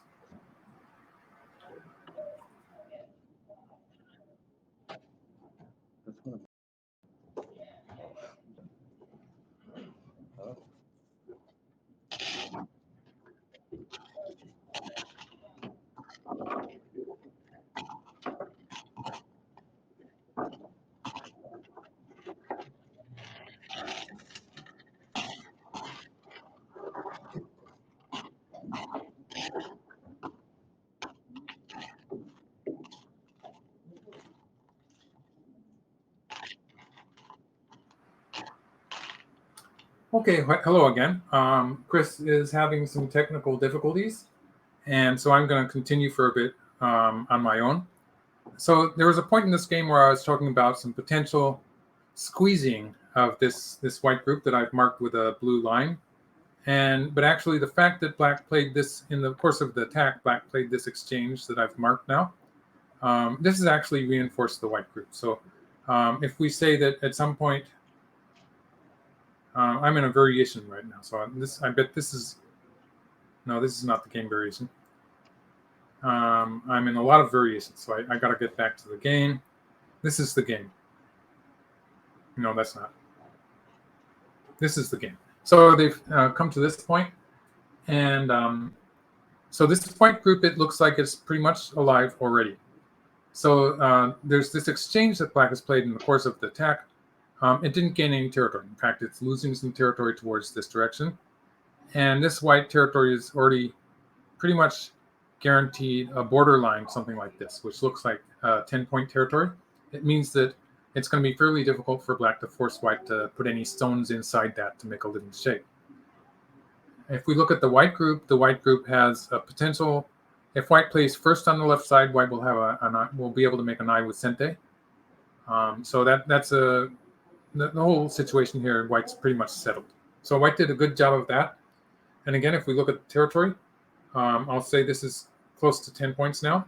This is 10 points. So this would be slightly less than 10 points. This is about 10 points. And this is about 15 points.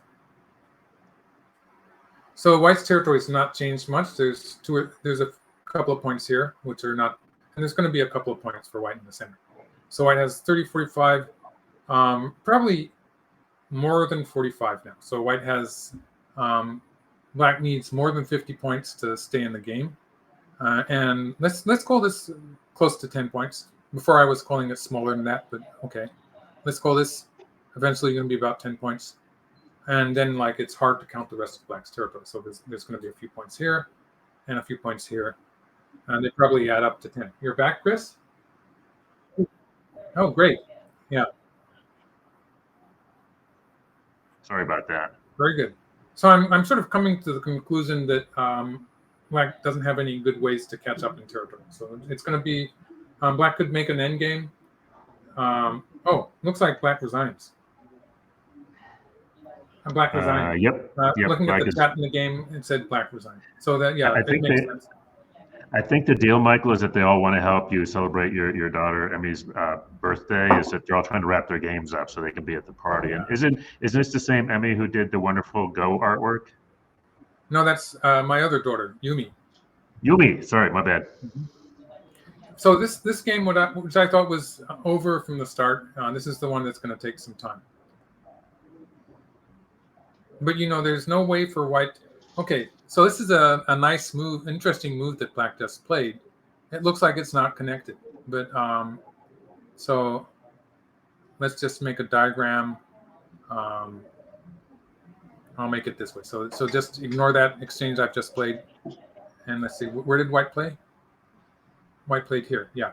So white plays here and black plays here. Looks like maybe white can cut black off, but black has this double Atari. And the two stones in the center are big enough. They're sufficiently big that black can make that trade. So this would connect black up. And just to have some more fun, if white covers here, white can black can curl around. And so this would win the race to capture. And in this case, it looks like one of my Go problems. Can you solve it, Chris? Oh no, a problem.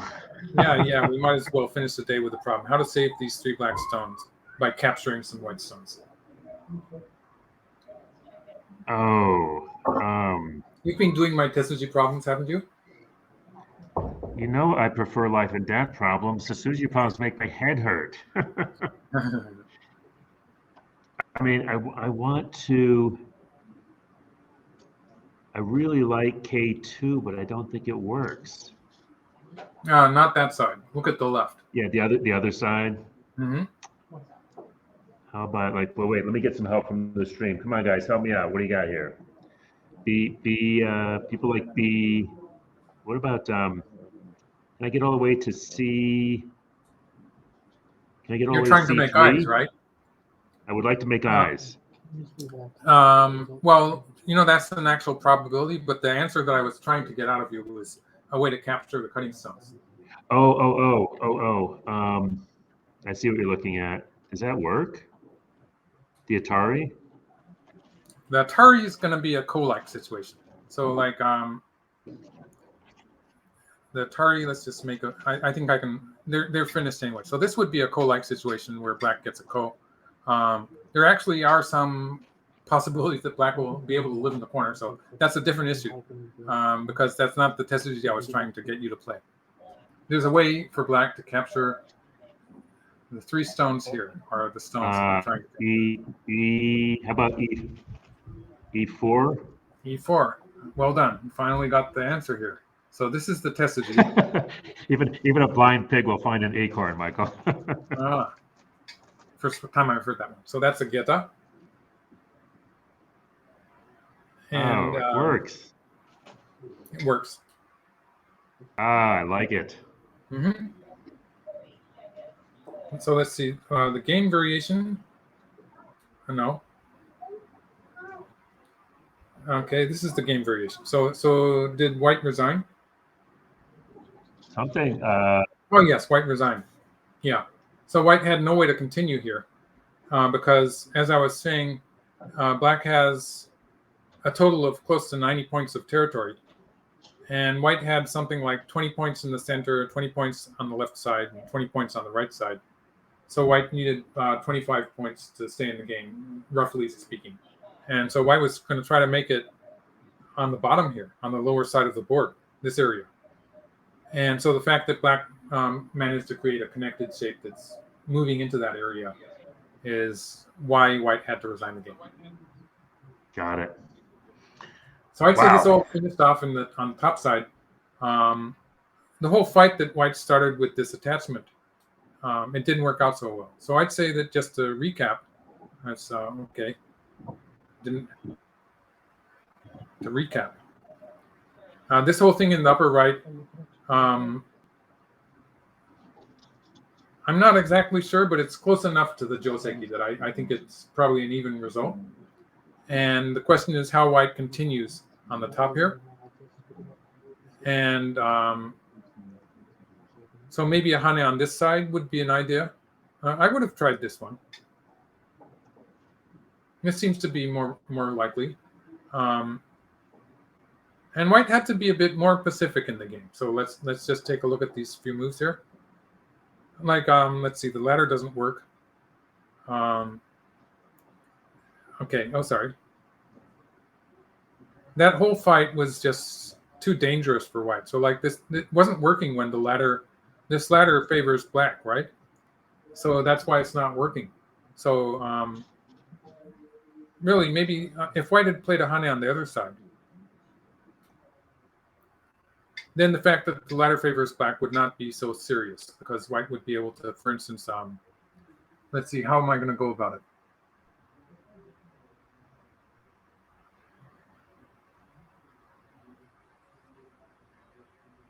Well, for instance, something like this might be good.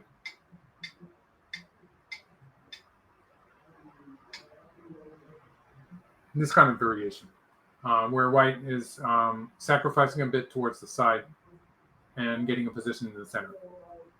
Or to go back a few moves, maybe this one.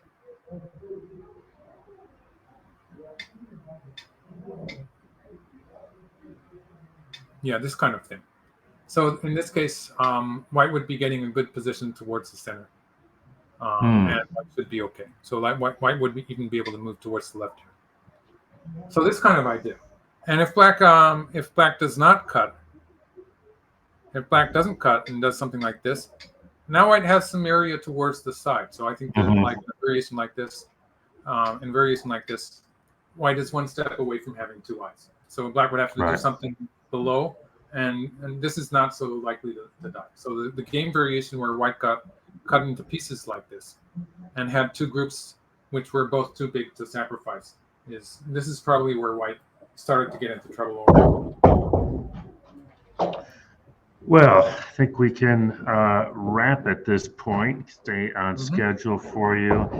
A couple of things. First of all, very exciting games, Michael, and it was very fun to be able to jump around and look at some of these top players, and as always with your insights and as after all the AlphaGo stuff we've seen, it's the human games are a lot of fun, don't you think? Yes, sort of relief to be able to see games where people are not as perfect as the computers.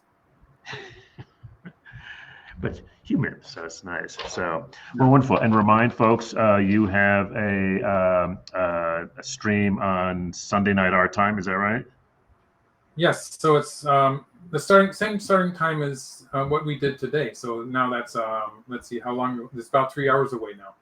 So that makes it 45 hours from now. Okay. Because All right. when we started, it was exactly 2 days. Well, for those of you following Michael on his YouTube channel, I believe you will get notified, which is something that you will want to do. Solomon wants me to remind you about the AGF charity auction. That's Solomon. Thank you for recording on board 2. Charityauction.bid/American Go Foundation. 24 hours left to get your bids in and support growing. A lot of the folks whose games you saw tonight were people who came up with funding, from the American Go Foundation, people who played in the Redmond Cup. We've been broadcasting Redmond Cup games all week long. I've been just wonderful to see the next generation coming up, Michael. So I think it's pretty exciting. Any final words that you want to share? Yeah, it's really exciting to see so many strong players in America. A few decades ago, when I came to Japan, one of the things that sort of forced my decision was because I wasn't sure that I would have any players to rival me in America, and I could already see like the strongest player in America. I could see where he was, so I could see myself overtaking that person, and so it's a pleasant surprise to see so many strong players popping up. Bodes well for the future of American Go. Well, as always, Michael, we really appreciate all of your insight and spending some time with us. We will look forward to seeing you again next time. And again, happy birthday to your daughter, and have a great birthday party. All right. Thanks, everybody, for watching. Really appreciate it. Keep eye. We will be back tomorrow morning, 9 a.m. Local time, for the final round in the Masters tournament. So hope to see you then. That'll be a good way to spend your Saturday morning with us. Until then, everybody take care and be safe out there. Bye, Michael. Bye.